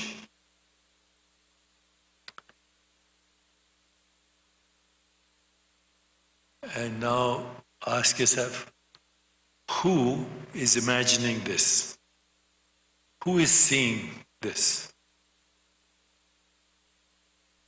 What is experiencing these colors? What is experiencing these emotions? Now open your eyes. Okay. This second space is called mental space. Okay, so the first was physical space. This, between you and me, between my fingers, engulfing the whole universe. The second space is called Bhutakash. The second space is called mental space. It's called Chitakash. Chit means mind. And all these spaces, mental space and physical space, are contained in a bigger space. And that is the space of consciousness. The infinite, unbounded, borderless, formless, irreducible space that has no beginning and no ending. Without consciousness, there is neither the experience of the physical space nor the experience of the mental space. So where is the divine? In the physical space, in the mental space, and in the infinite space. The infinite space is called Mahadakash, the biggest space. So we have these fractals of the infinite in every finite experience, whether it's mental or whether it's perceptual. But the space itself of consciousness is inconceivable and imperceivable and invisible and formless, but without it, there's neither the experience of form or phenomenon. No experience of form, no experience of phenomenon. And every form, whether it's this or this body or this, is a phenomenon. Everything is a phenomenon because it's changing. This changes. After many years, this will change, this will change. Everything is changing. So every form is a phenomenon, and every phenomenon is a vibration of the infinite space of consciousness. So that infinite space of consciousness is called cosmic consciousness, or God, if you want, but it has no form. And then everything else is a phenomenon appearing as a form. Okay. How do we actually make this a living experience? First of all, by becoming aware. The most important relationship you can have is with space. Physical space, mental space, infinite space. Because in that space is the divine formless. This is a playhouse. The world, universe, is a playhouse of infinite forms. But the infinite forms emerge from formless. You know. So God is both in the form and in the formless. In the form, it is changing. In the formless, it is eternal. Now,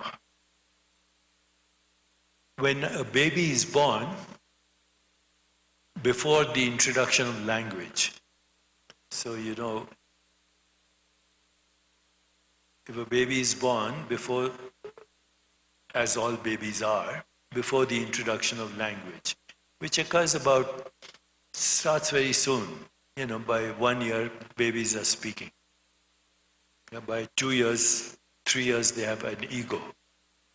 by 8 years, it's all developed, and then they can run for election or whatever, become a businessman. But when a baby is born, it has no concepts. It doesn't even know its name. You give it the name. Say, your name is Deepak, your name is Mary, your name is... But before, when it's born, it doesn't have a name, you give it the name. And therefore you give it an identity. And as soon as you give it an identity, you give everything else an identity. Because everything else is tied to the identity in that name. The name becomes the form, and the form is the phenomenon. Okay?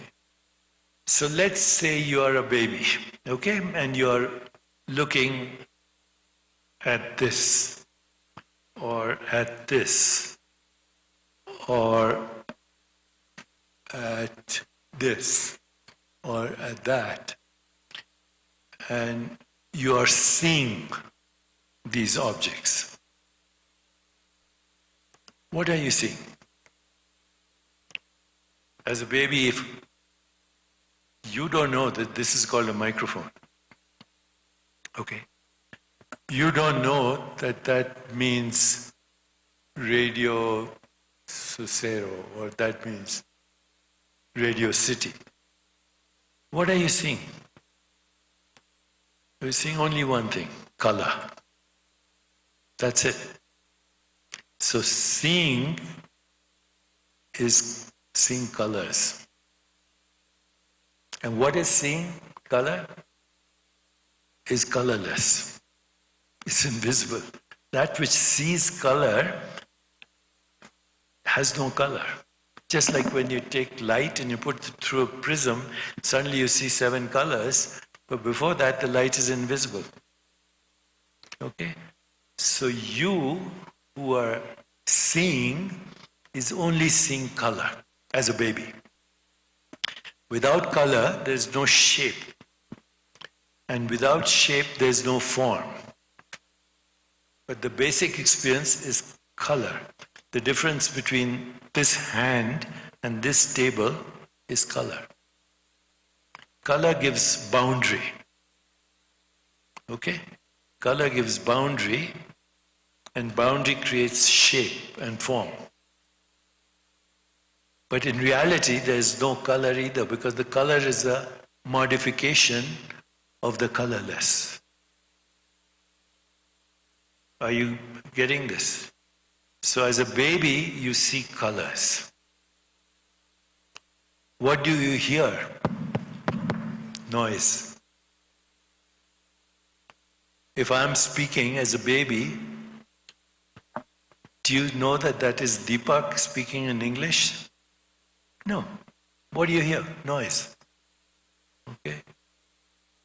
So you see colors, you hear noises. Then you feel sensations, hard, soft, without defining them. Hard, soft sensations, rough, smooth. So what are you experiencing now? You're experiencing colors, you're experiencing noise, you're experiencing sensations. What else? Well, your mother gives you some milk. You experience taste, but you have no idea that it's called milk. It's just a taste. And it depends where you live. She gives you Chinese food, you become like Chinese food. She gives you Italian food, you like Italian food as a baby. There's no inherent meaning to the taste. Okay, it's just a taste. It's a flavor. What else? It's an odor. It's an odor. You don't know it's called peppermint or Chanel or the smell of feces or urine. Nothing. It's an odor. And it has no name. It has no meaning. But now, by the time of 1 year, you start giving meaning. This taste is Chinese food. This taste is Mexican food. Why? Because your parents told you, or somebody told you. And the tastes that you like and dislike are basically the tastes you were exposed to. You know, it's all acquired.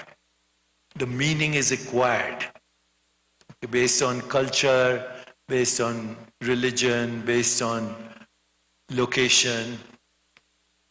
Once you give meaning to it, now it becomes a microphone. Okay, it makes this noise, it feels like this, it smells like this, it tastes like this, and I don't like it. That's an emotion. So now what we have suddenly, we have perceptions, emotions, and what else? Thought. Okay? And what have you done? You've actually created the experience of mind, body, and universe. There was no mind, there was no body, there was no universe, there's only awareness experiencing itself as sensations, images, feelings, and thoughts. Thought is the last thing. It's interpretation. Okay. Now you have created something called mind, you created something called body, and you created something called the world. And who are you that created it? Your consciousness, your God, you're the infinite that has created the idea of mind, body, and universe. In reality, none of that is real. It's a projection, like the image in the mirror, or the light coming out from the prism as colors. So only the formless, inconceivable, imperceivable is real and infinite, and anything you perceive, conceive, or experience is an illusion. If you don't like the word illusion, you can say projection, vibration, simulation, movie. But you are part of the movie. Your body and mind is in the movie. Okay? So another way to think of this is, you're watching these days, you know, if you have an iPhone or iPad or computer, you have access to infinite movies.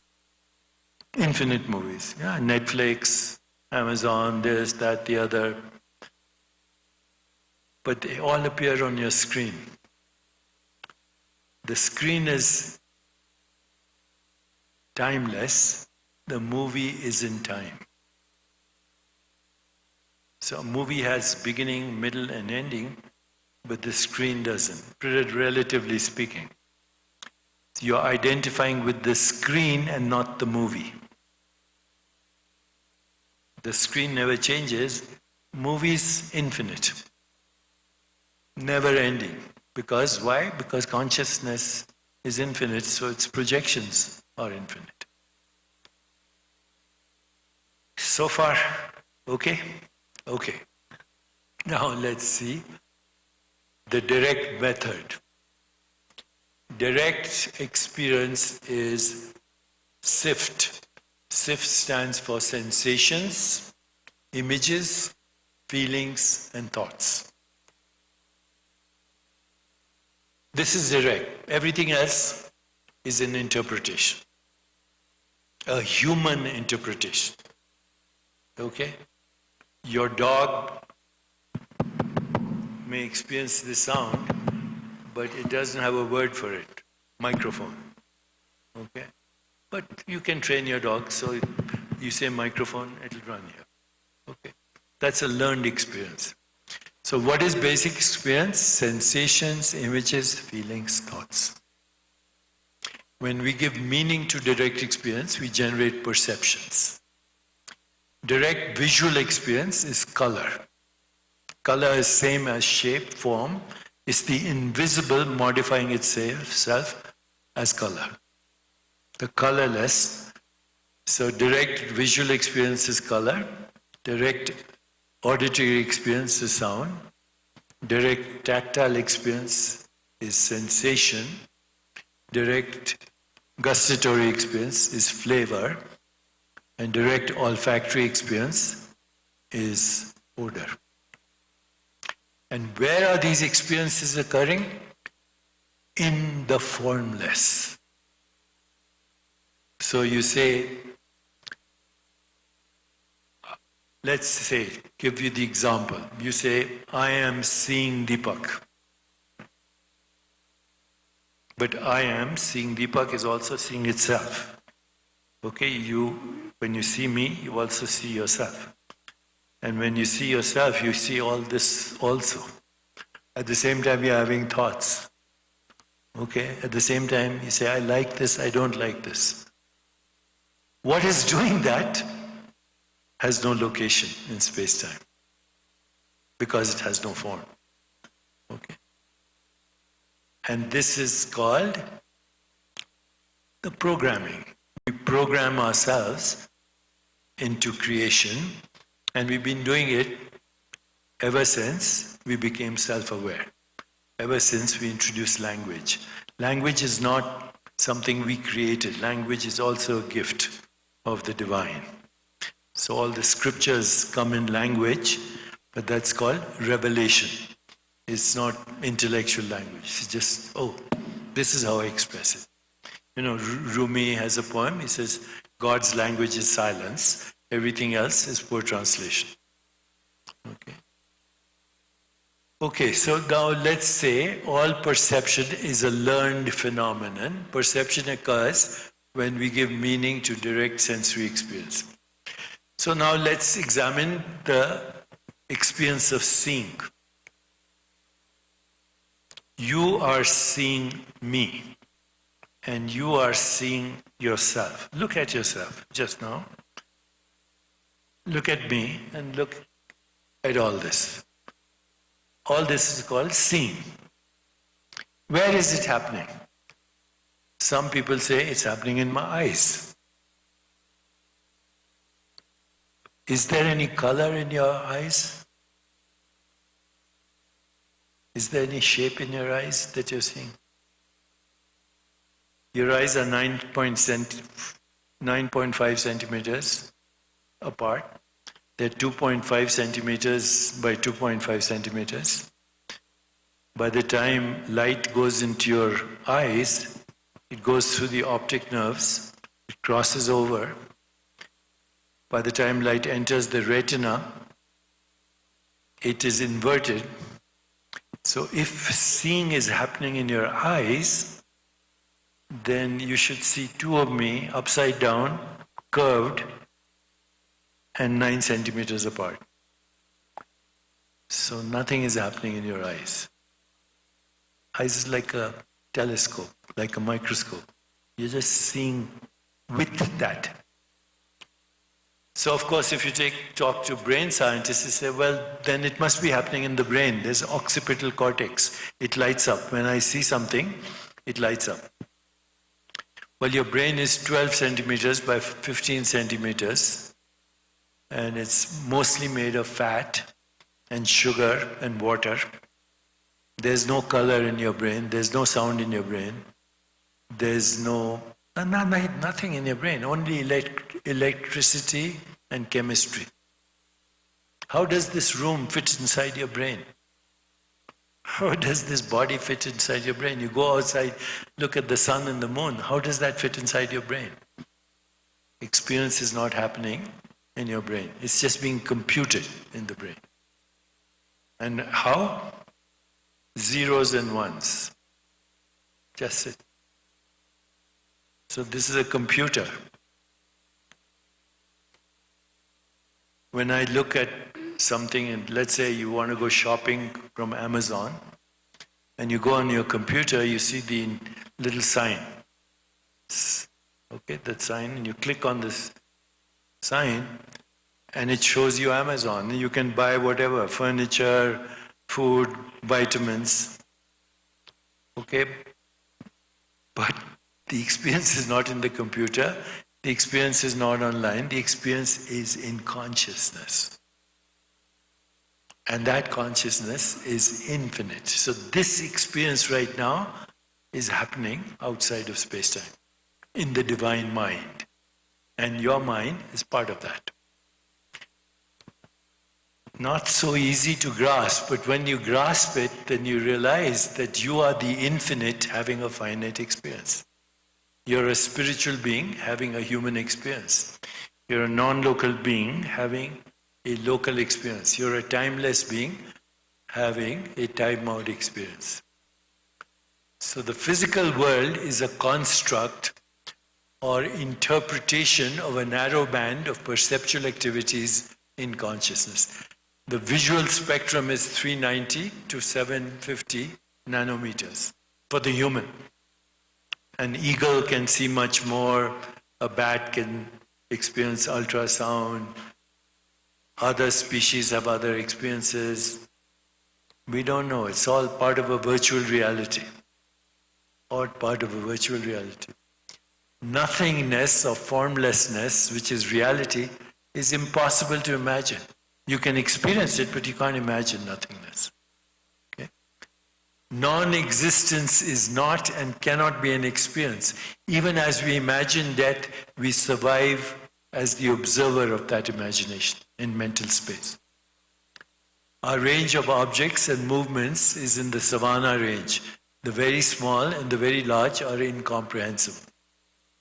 And time remains a mystery, although in Eastern mandala calendars and Mesoamerican indigenous peoples' calendars, through meditation and contemplation, we can experience the wheel of time, interlocking biological cycles and celestial cycles, offering a timeless transpersonal perspective of what we might call a non-linear fractal or holographic rendering of time. By the way, this happens with ayahuasca and also with psilocybin because they decrease the activity of the brain, which is called the default mode network. Default mode network is the neural correlate of the ego mind. So as the ego mind dissolves, then we experience reality. Whether it's ayahuasca or meditation or contemplative practices or the experience of space, we can actually go beyond the illusion to the source. Now let's take some examples, meaning created and emotions. So we give meaning to sensations, we create perceptions, and then we like some perceptions, we dislike, we create emotions. We interpret that, we call it thoughts. So we create mind, body, and the world. So whatever you call them, illusions, projections, superimpositions, fluctuations, modified awareness, sensations, vibrations, these are the creation of the imperceivable and the inconceivable appearing as the perceivable and the conceivable in the theater of space-time and causality. The projections are mistaken for reality because we are embedded in them. So every perception is a magical lie. Every perception is a magical lie. My perception tells me the earth is flat. No one believes that anymore. My perception tells me that I'm walking on ground that is stationary. No, it's spinning at dizzying speeds and hurtling through space at thousands of miles an hour. My perception tells me this is solid. It's made of space, empty space. So everything you perceive is a lie, including your body, including your mind, and including the world. If you can perceive it and conceive it, it's not real. Only the formless, imperceivable, inconceivable is real. Once we see the mechanism behind the construction of magical lies and perception, we are free to project the reality that we want. And so we can consciously create our personal provisional identity in what we call the collective dreamscape. It's a collective dreamscape. Wittgenstein, the German philosopher, he said, "We are asleep, our life is a dream. But once in a while we wake up enough to know that we are dreaming." Once in a while we wake up enough to know that we are dreaming. So when the Buddha was on his deathbed and he was leaving this planet, which is called a loka. Loka means location. Location in space-time as a vibration of consciousness. And his favorite disciple, Ananda, he said, "Who are you? Are you God? Are you a messenger? Are you the divine? Are you a Messiah?" And Buddha said, "No, none of them." So Ananda said, "Then who are you?" And the Buddha's last words were, "I'm awake. I'm awake." When you wake up, then you see the world as your own creation and timeless. Now see if we can actually take this to the ultimate. Freedom to create everyday reality consciously is a means to alleviate suffering. It creates freedom from the fear of death. It creates the knowledge of yourself as timeless. It emerges as higher values: truth, beauty, love, compassion, joy, bliss, insight, and creativity. These are words that are very technical. All of reality is entangled. Entangled means interconnected. Quantum entanglement, qualia means qualities of experience. Our qualities of experience are entangled with each other. Meaning entanglement, we give the same meaning to our colors and shapes and forms, and then we metabolize that experience. So visual experience, photons invisible, no brightness. Auditory experience, just noise. Before you create music, poetry, story. Tactile experience, hardness, softness. So when we start giving meaning, and who gives meaning? Consciousness. Not only does it conceive, it constructs, it gives meaning, and it becomes. So consciousness conceives, constructs, governs, and becomes what we call the phenomenon. But consciousness is not the phenomenon, it's the noumenon, and phenomenon. Physical reality, including the physical body, is a construct in human awareness using a narrow bandwidth of energy, vibrations, perceptions. And perceptual activity is specific to every species and culture. Shared experience is the overlap of bandwidths with animals and other people. Okay, so how many people can see a woman in front of a mirror? And how many people can see a skull? And which is it? It's neither, it's colors. That's all it is. Once you give meaning, then it becomes one or the other. In fact, there are infinite perceptions in those colors. I'm just giving you an example of two. Okay. How many of you can see a jar? Two faces? What is it really? It's colors. It's the invisible appearing as colors. See a woman's face or a bugle? All it is black and white. Mother-in-law, daughter-in-law, or father-in-law? Colors. And where are those colors? In your consciousness. Who's generating the colors? You are. Who's giving meaning to the colors? You are. These are some beautiful pictures from an artist in Argentina. See this man riding a horse, somebody sleeping, just an old man with a beard.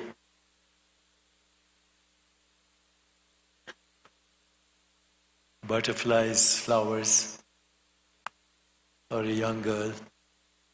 Who creates? You create. Birds, trees, nests, or a face.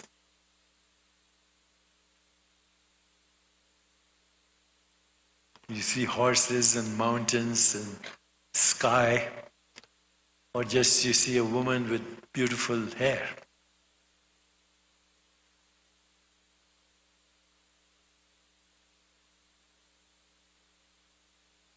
See, artists know how to connect with the soul.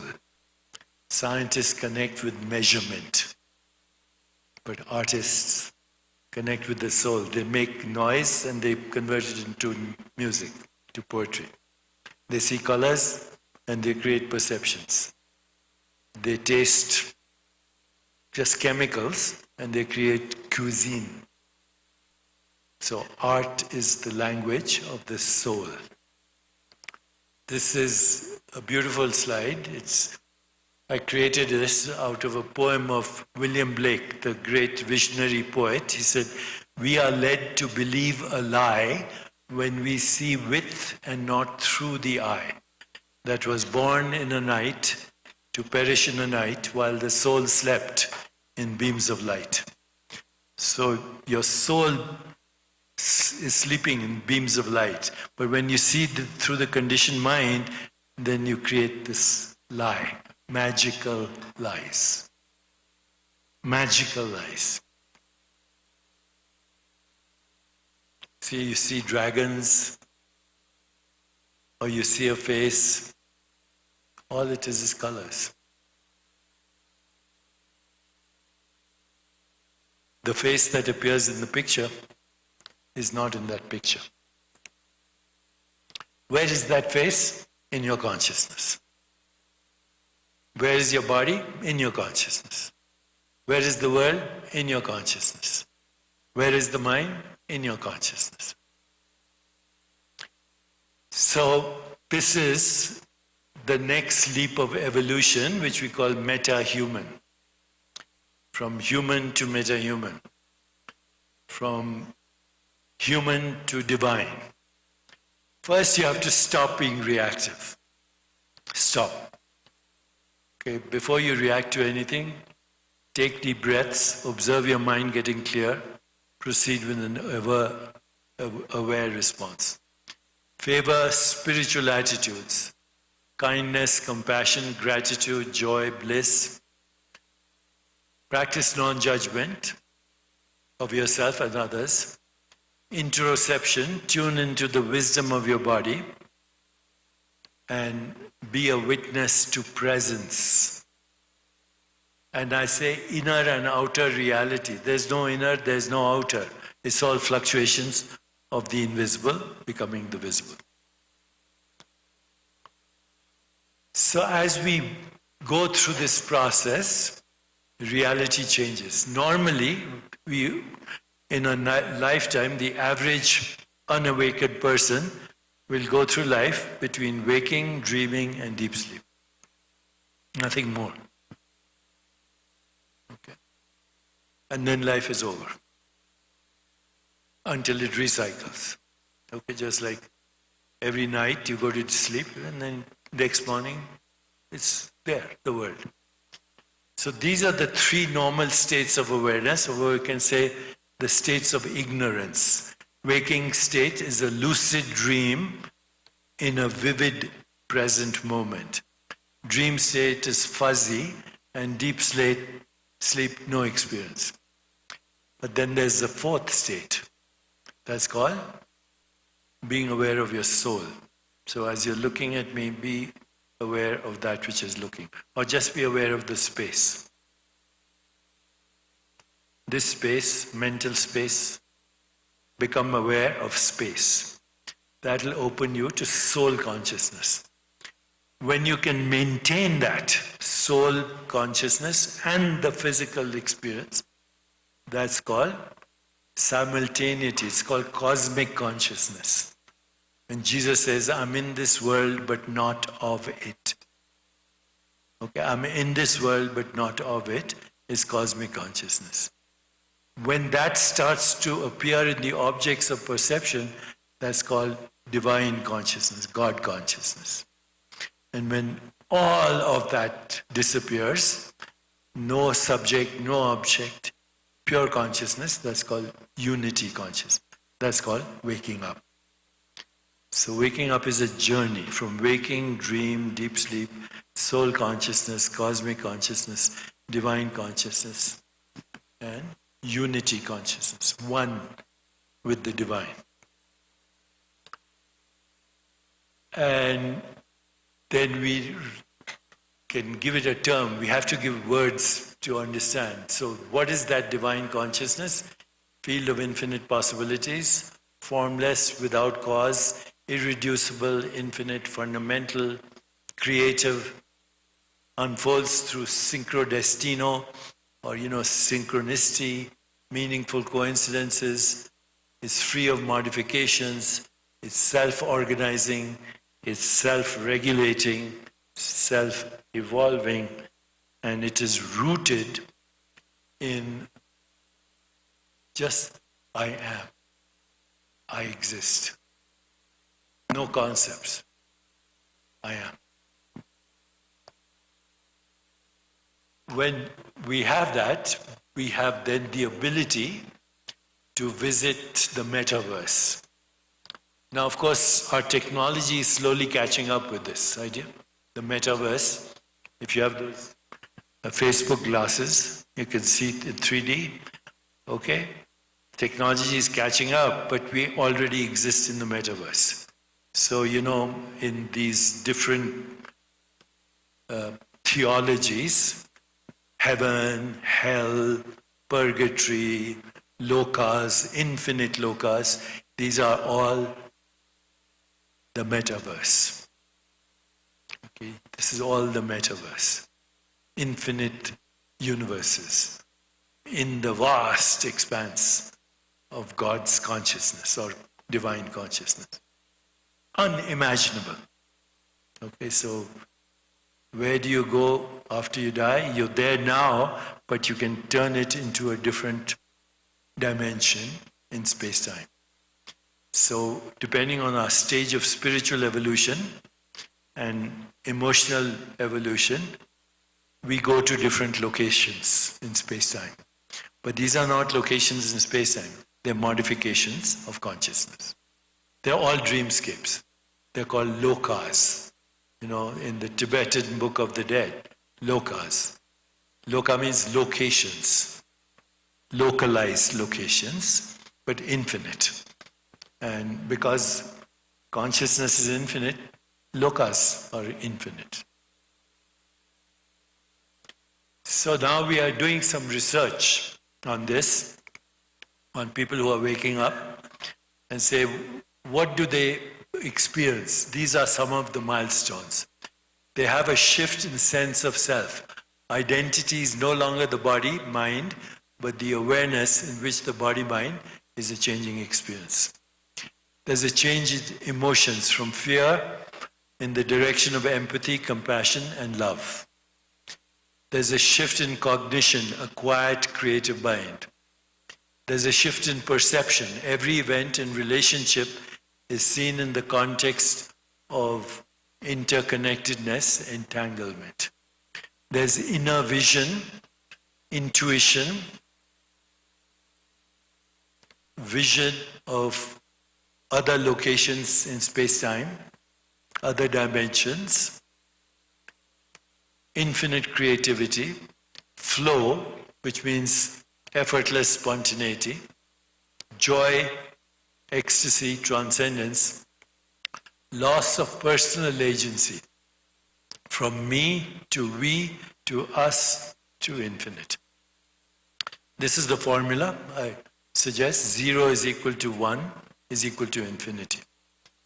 Without 0, there is no infinity, and everything is one consciousness, the divine mind. And there's loss of fear of death. Okay, and these are the 8 limbs of yoga. So yama and niyama, social emotional intelligence. Asana, understanding the body as awareness. Pranayam, breathing techniques. to regulate, pratyahara, withdrawal of the senses, and then dharana, dhyan, samadhi. Dharana is focused attention, dhyan is meditation, samadhi is transcendence. So just so you know, I'm actually have just finished creating a course which is a user's guide to the awakened life. It's not out yet, it'll be online in about 3 months, along with a book called The Awakened Life, and you can go on the internet, and it's a course you can take over a lifetime. Take a long time, but it also opens the door to miracles, extrasensory perception, and life after death. All of that will be available in 3 months in Spanish and English. Just keep in touch with my digital twin, digitaldeepak.ai. Okay, so with that, let's do a meditation to take this home. Put your feet firmly on the ground. Please close your eyes.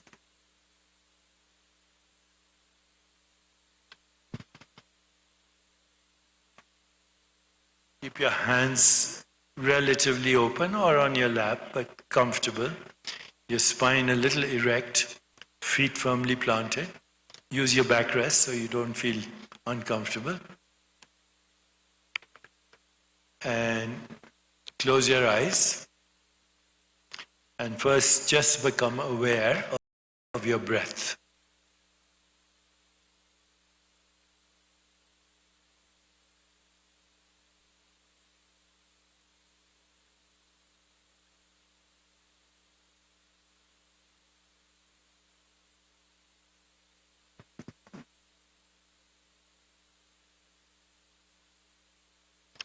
Notice that your breath is a sensation.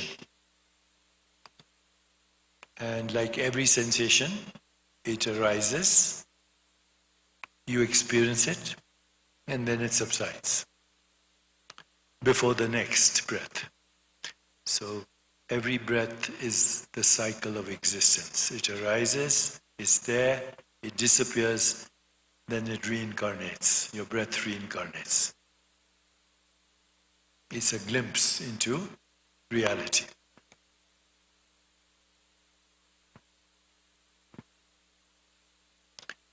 And now, bring your awareness into your heart, in the middle of your chest, and mentally ask yourself, who am I? What am I? Am I the changing body, or am I the awareness in which the body is a changing experience? Am I the changing mind, or am I the awareness in which the changing mind is an experience? Am I thoughts which come and go, or am I the awareness in which thoughts come and go? Am I emotions, or am I the awareness in which emotions arise and subside? Who am I? Don't try to answer. Just stay with the question. Who am I? What am I?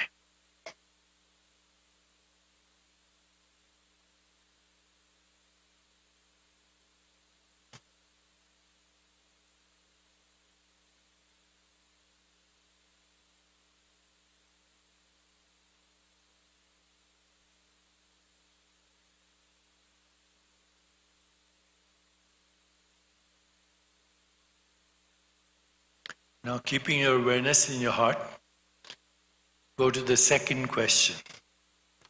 What do I want? What do I want? Do not try to answer the question, just be aware of the question. What do I want?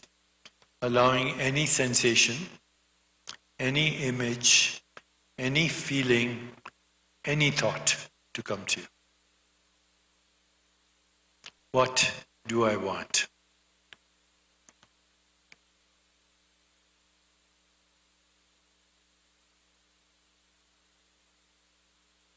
What do I want?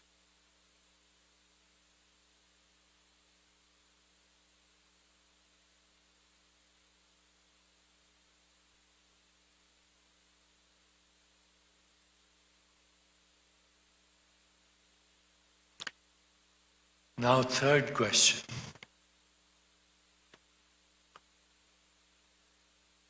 What is my purpose?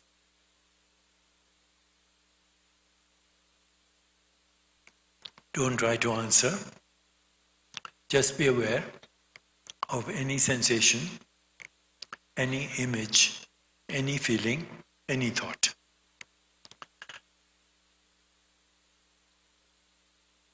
What is my purpose?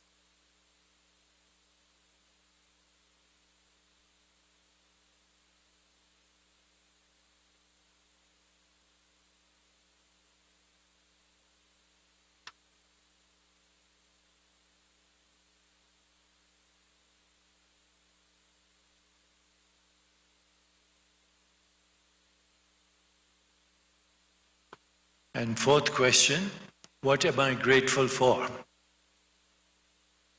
What am I grateful for? Notwithstanding all the problems in the world, all problems in relationship, all problems with money, what am I grateful for? Gratitude opens the door to abundance. So, no need to answer, just ask the question. What am I grateful for? Allowing any sensation, any image, any feeling, any thought. Opening the door to abundance.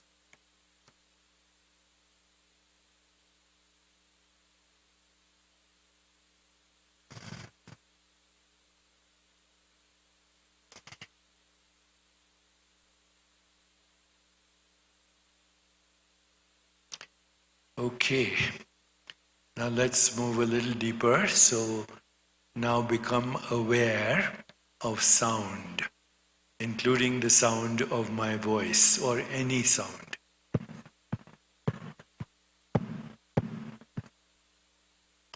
Notice that sounds arise, they are experienced, then they subside before they arise again, including my voice. And so bring presence to sound. And mentally tell yourself, I am the awareness in which sounds arise and subside. I am the awareness in which sounds arise and subside.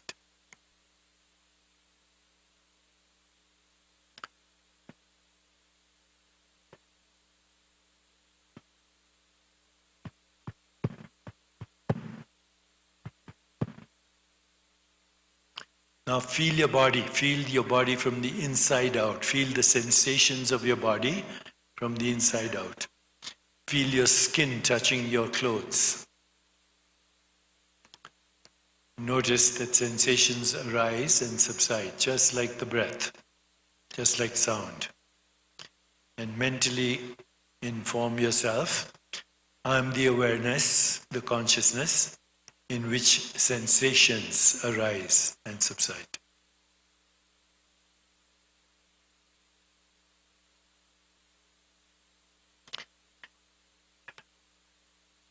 Now, keeping your eyes closed, visualize colors, rainbows, forests, mountains.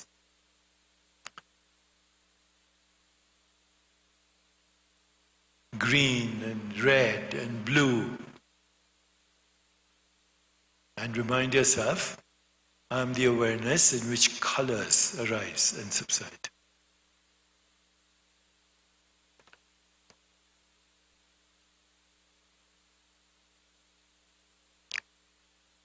Generate some saliva in your mouth, taste it.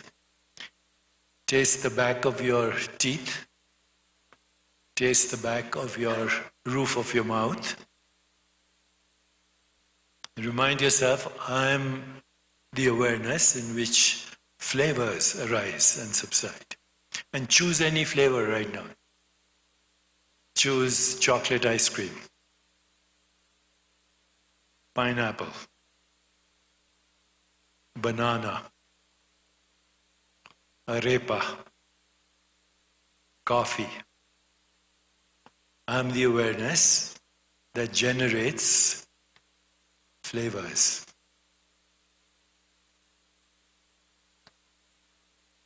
Bring your awareness to your nose. Be aware of any odors. Remind yourself, I'm the awareness in which odors arise and subside. Think of someone you love. Bring that face or appearance into your heart and experience the emotion called love. And remind yourself, I am the awareness that generates emotions. They arise and subside.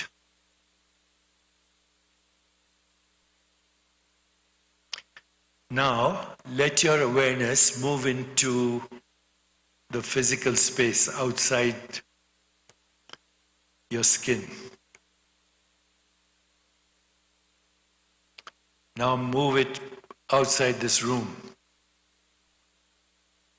Now let your awareness expand to the whole city, Quito. Let your awareness engulf Ecuador, South America, North America, the Earth, the solar system, the Milky Way galaxy. Keep expanding your awareness till it engulfs 2 trillion galaxies, stars, planets. And remind yourself, I'm the awareness in which the whole universe arises and subsides as my own sensations, my own feelings, my own images, and my own thoughts. I am the universe. I am the awareness in which the universe is born, is experienced, and it dies to be born again. I am the death and I am the resurrection. And now let all that disappear, and just bring your awareness back to your own presence. Be aware of your own presence. Rest in your own presence. This is the ocean of being. This is the divine presence. Rest in it. Awareness has no shape, no color, but without it, there's no experience of shape or color. Awareness has no sound, but without it, there's no sound. Awareness has no taste, no smell, no image, no emotion, but without it, no experience. So rest in your formless self. Rest in your being. Rest in your presence. Rest in your spirit.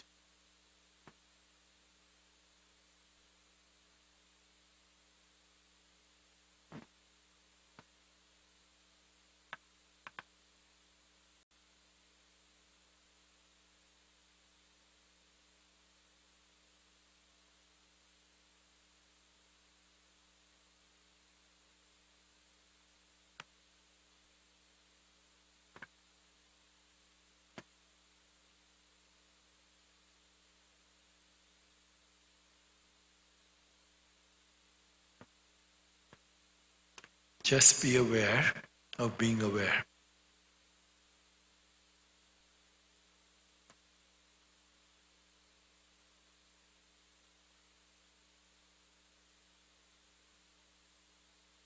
Okay, now you can bring your awareness back into your body and take a minute or so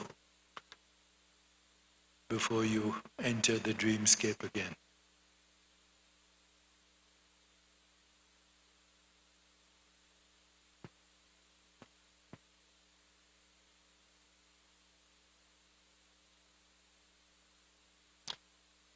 You can now open your eyes.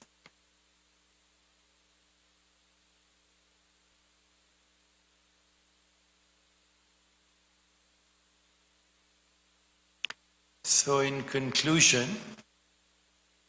the ticket to freedom is to be aware of being aware. That's it. Be aware of your own awareness. That's called self-aware, self-realization. No need for scripture, no need for science, no need for philosophy, no need even for religion, because they're all human constructs. The experience is direct, and it's right here in this space. Okay, thank you, and what else?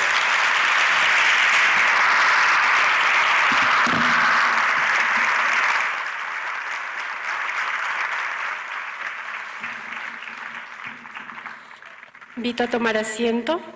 Vamos a hacer preguntas y respuestas. Questions? Okay. Actually, you can translate. Yeah? I'm going to speak in Spanish, And then the audience, translate. and you can put here.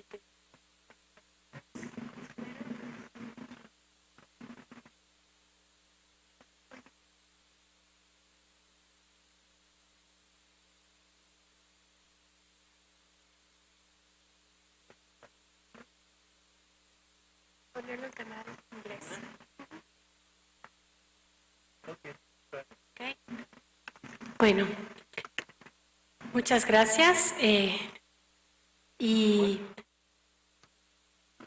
antes de esto, quiero primero agradecerles. Vamos a hacer el bloque de preguntas. Hemos recibido preguntas de todo un poco. A medida que ha ido avanzando la presentación, muchas de ellas, si ustedes se han dado cuenta, porque nos han escrito, han sido contestadas, otras han quedado en el papel. Entonces, antes de empezar, primero les quiero pedir, si levanto la mano, nombro a las personas que hacen las preguntas, no digo los nombres y voy avanzando y vamos uno a uno. Levante la mano quien quiere que nombre a las personas, levanten la mano quien quiere que nombre a las personas que tengo en las preguntas y si no, las hago de manera anónima. ¿Estamos de acuerdo? Ok. Primera pregunta. El mundo está en constante cambio y la tecnología lleva la delantera en este aspecto. ¿Cómo ves el futuro a mediano plazo entre esta alianza entre empresas, personas, tecnología, considerando que la inteligencia artificial lleva la delantera?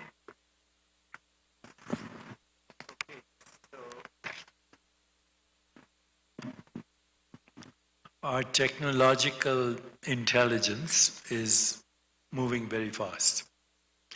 Our emotional intelligence and spiritual intelligence is not keeping up. So that's not a good combination, because the very technology that can heal ourselves and the world can also destroy us.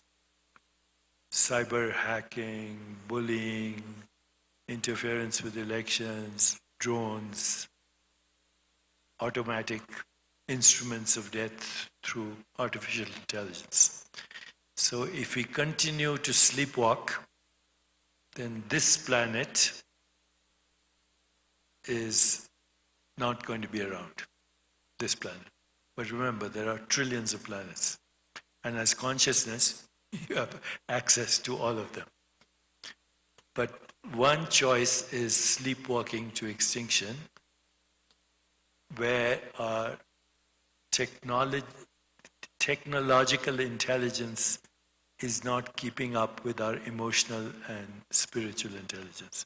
So either we wake up And if there's a critical mass of people, which is all I dream of, critical mass of people, which is usually around 1%. If 1% people wake up, you'll have a peaceful, just, sustainable, healthier, and joyful world. And technology will be helpful. You can create global communities of compassion, of love, of joy, of reversing climate change, of eliminating health. I explained to you that 95% of health is epigenetic, 5% is genetic. It's all within the control of human creativity. So we are at a crossroads right now. One road leads to extinction of this planet, but as I said, there are trillions of others you can visit, and you will, in the vast expanse of consciousness.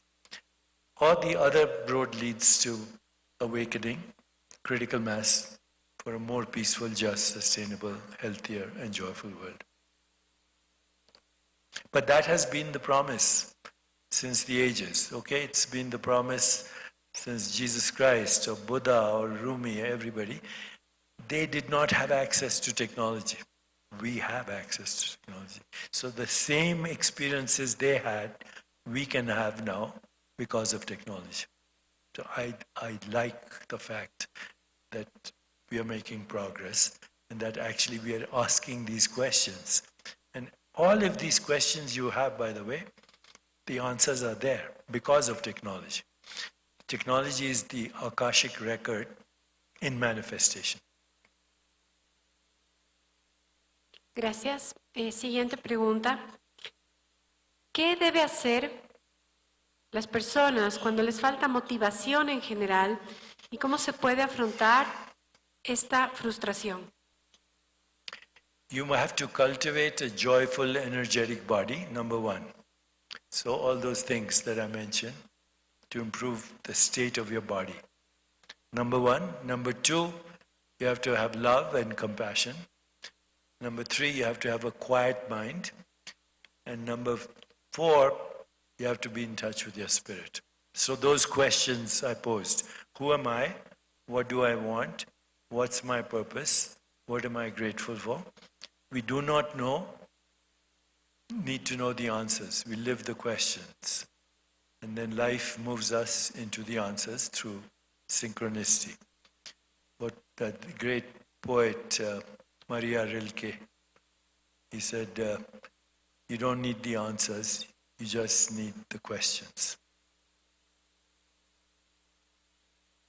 Gracias. La realidad que vive el mundo es cada vez más dolorosa para muchos seres humanos. Pobreza, guerras, inseguridad. ¿Cómo despegarnos de realidades dolorosas sin que eso signifique ser indiferente al dolor humano? So the reality is a dreamscape, and the dreamscape is infinite. So the dreamscape contains heroes, heroines, luminaries, prophets, sages. It contains creativity, contains comedy, it contains tragedy. It's all part of the dreamscape. If we are infinite, then the dreamscape is infinite. Okay, it contains every possible experience. The choice is ours. How do we project our reality? You start with yourself. Don't worry about the world. Don't worry about, all the tyrants of the world. If enough of us become the change we want to see in the world, then the world changes. That was the message of Mahatma Gandhi. It was the message of Martin Luther King Jr. It was the message of Jesus when he said, the kingdom of heaven is within you. So take care of the kingdom of heaven in you. Hang out with people who are doing the same thing. And avoid people who are projecting the nightmare. So, the dream has nightmares also. And I would agree with you that right now, a lot of the dream appears to be a nightmare. But when you wake up, you say, oh, that was a nightmare.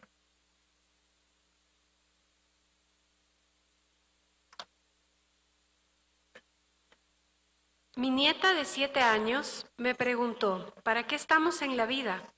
¿Cuál sería su respuesta? Gracias por sus enseñanzas. Your daughter, tell her that the meaning of life is play. And she knows it better than you. Okay, because all children play. We are meant to play and enjoy the play. And what happens is when the play is overtaken by seriousness. Anytime somebody is serious, too serious, they are acting out of self-importance, which is ego. Ego, seriousness, self-importance, self-pity go together. When you play, there's only joy. So it's good she's 7 years old. She hasn't forgotten, I hope, how to play.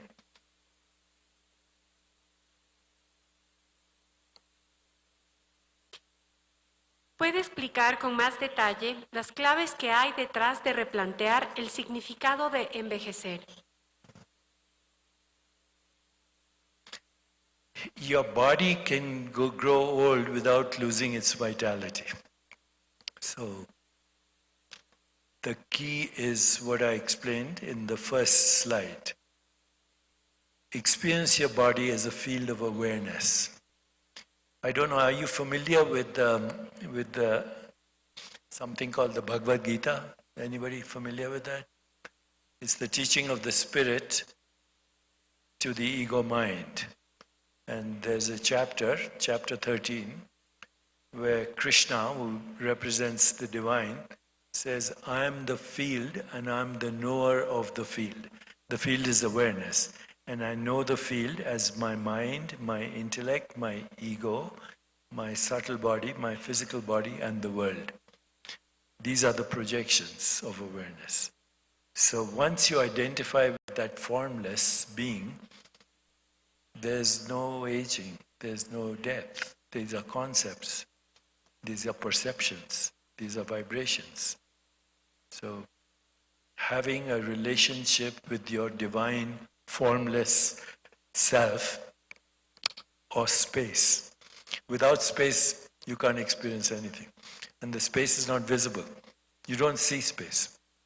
You infer space. You see objects, which are modifications of space.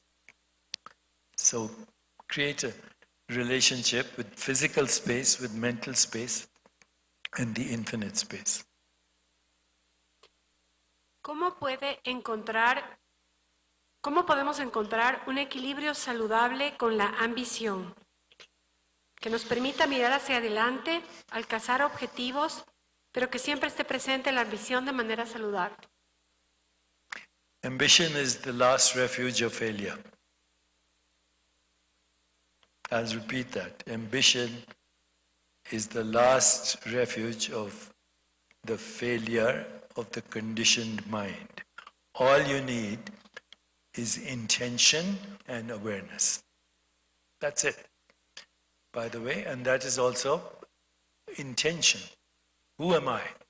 What do I want? What's my purpose? What am I grateful for? That is the intention. Self-discovery. And then relax and let the right situation appear to you spontaneously. There's a book I wrote about this. It's called Sincrodestino. It's in Spanish as well. But that's another word for meaningful coincidence, synchronicity, God's grace, divine mind. All you need is intention and then letting go. And then situations, circumstances, events, they appear synchronistically. Religious people say, God is on my side, or divine grace, or providence. But you can also call it good luck, if you want. Or you can call it meaningful coincidences, or you can call it synchronicity. It doesn't matter, it's the same thing. I've never planned anything in my life. If you ask me, what am I doing tomorrow? I know, because it's on my schedule, I'm going to Lima, and probably I'll be giving something, whatever. I'll find out tomorrow. Okay. spontaneous, effortless flow. No resistance to now. No resistance to presence in this moment. Everything that we call a problem, or even absence of manifestation of desire, is because we are trying too hard. Trying too hard is forcing. Okay? Force is not a way. You might achieve your goals with the mission, but you'll also have heart disease and stress and accelerated aging and inflammation. It's not worth it. Okay? Effortless spontaneity is the spiritual awakening that allows the full manifestation of desire. Desire is intention, not ambition. Desire is pure potentiality, seeking manifestation.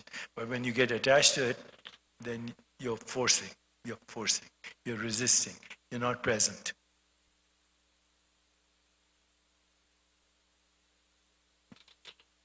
¿Qué significa? Usted mencionó que los países con bienestar, como Costa Rica, países nórdicos, ¿cómo podemos hacer para cambiar la mentalidad de un país? Pensar en esos países que usted mencionó como lemas como pura vida. Parece algo que podemos crear con cierto sentido. ¿Usted cree, qué es lo que usted cree y considera que podemos hacer en Ecuador? See, Costa Rica has a very interesting history. As you know, Oscar Arias, one of the previous presidents, he focused, he's a very close friend of mine, and you know, Costa Rica doesn't have an army, you know that, right? There's no army in Costa Rica. So he said, we are going to be peaceful and we don't have any enemies, which was an amazing idea. One of the few countries in the world that doesn't have an army. Okay, Bhutan is like that. Bhutan is very happy, by the way. Bhutan is at the top.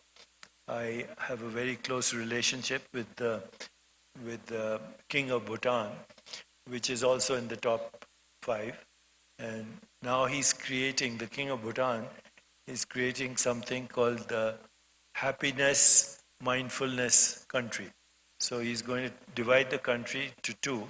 One remains old, and the other is focused only on happiness, peace, prosperity, and technology, and its own currency, cryptocurrency and gold. And he wants to show that you can have a country with peace, sustainability, health, and joy. And he's focused. He's declared that. And I just met him a month ago, and I also went to Bhutan. And he's speaking to the best minds in technology, in AI. He's creating a new cryptocurrency backed by gold, and also the money that's involved is all transparent. There's no black money, there's no crime money, etc. It's clean money. So Bhutan is an example, but Costa Rica is also an example because of the visionary status of its leaders in the past. And Costa Rica is now also emphasis on education and on ecology. You have right next to you Galapagos. Okay, that's an example of sustainable environments which are our extended body. So the examples are there. The trouble is that people are living out of fear. Fear is a result of trauma in the past. So people who have been traumatized in the past, either they have been traumatized, sexual abuse, physical abuse, emotional abuse, or their parents were traumatized. So there's epigenetic memory of trauma, which recycles as anger and hostility and vengeance and ultimately depression and anxiety, all recycling of trauma. So we have to ask ourselves, what can we do as individuals to not recycle trauma, even though we are traumatized? How can we stop? And for that, we need a total commitment to peace in ourselves, in our life. Peace with ourselves, peace with our family, peace with our relationships. And then as that expands, it can reach critical mass. Now, having said that, countries like Scandinavia and the Middle East, they also make sure that there is no radical poverty. So, if you go to, say, Iceland or Sweden or Finland, you ask how many billionaires are there? Maybe one or two. And how many people have the ambition to be a billionaire? Nobody. They want everybody to be comfortable and they want everybody to be happy. So they have social security, they have insurance, they have disability, the people are taken care of, and the emphasis is on social welfare and joy and economic prosperity. And economic prosperity can come about if there is no war. If there is war, the United States, since its birth, has been at war. There's not been even 5 years in the absence of war. So first there was the War of Freedom, then there was the Civil War, then there was the Vietnam War, then the Korean War, then the Afghan War, then the Middle East War. Imagine a country that has never been at peace. I mean, how can you expect any prosperity and happiness in this? So first thing is peace. And peace within. You have to be the peace that you want to change the world. There's no way to peace. Peace is the way. Okay? Once you start with peace, then everything follows, prosperity. The only people making money right now are the people who make drugs and the people who make weapons. And that's, the United States and Western Europe. They thrive on mechanized death. This is the karma that they are creating for themselves. And same thing with narco traffic and all that. It comes from fear. But if we collectively focus on peace, you can't tell another person you have to be peaceful. They say you don't know the conditions I'm living in. All you can do is project your peace. You have to be presence of peace, act peace, speak peace, total non-violence in your communication. And the first thing you'll notice is you feel peaceful. People around you feel peaceful. And that's a good start. Tenemos una última pregunta. ¿Qué significa sentir la soledad? ¿Es una experiencia espiritual o mental?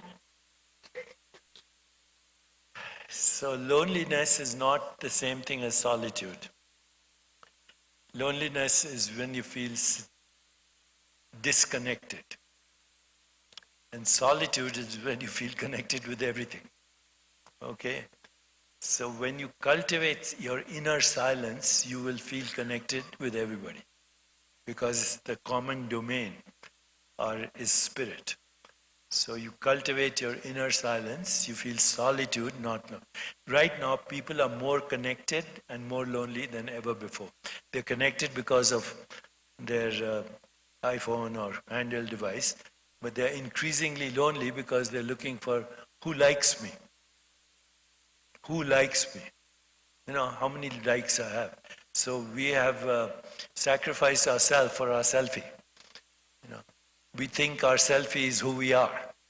And we have no idea that our self is the self of the universe. So cultivating loneliness and using technology, I think, instead of saying, like me, who is like me? I'm creating something called Soul Profile, and it'll be on LinkedIn also, where you find out who is like me, who likes the same food, who likes the same entertainment, who likes to go into nature, because I want to know people who are like me. Instead of they liking me, I want to be like them because we resonate at a soul level. We need connectivity is great, but if connectivity makes you more lonely, more fearful, because you're looking at how many likes you have, how many followers you have, then you will be lonely.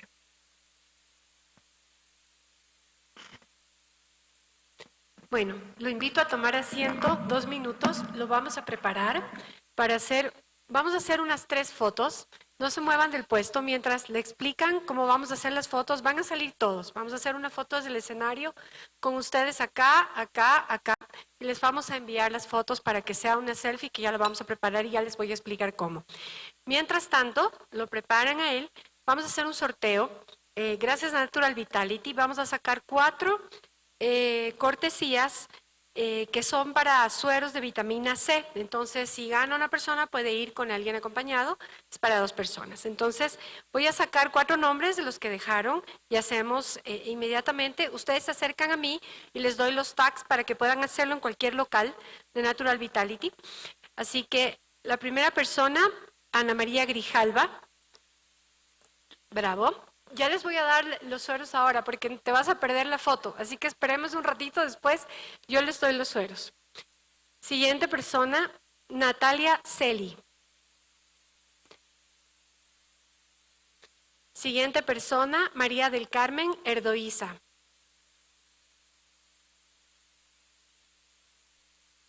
Y siguiente persona, Gabriela Vinces. A cada uno de ustedes va una cortesía para 2 personas de Natural Vitality. Ahora vamos a hacer la foto, por favor. Yo les explico. Vamos a hacer primero acá. Yo les voy a pedir que nos peguemos acá, de aquí para acá, de la mitad del salón, nos vamos a pegar acá. Luego hacemos en el centro, pegamos los bloques centrales, luego hacemos allá, para que todos tengan un selfie y lo vamos a hacer de esa manera, ¿ya? De aquí nosotros sacamos, les pido, de acá para acá nos pegamos todos y así vamos a salir todos. Yo también voy a bajar.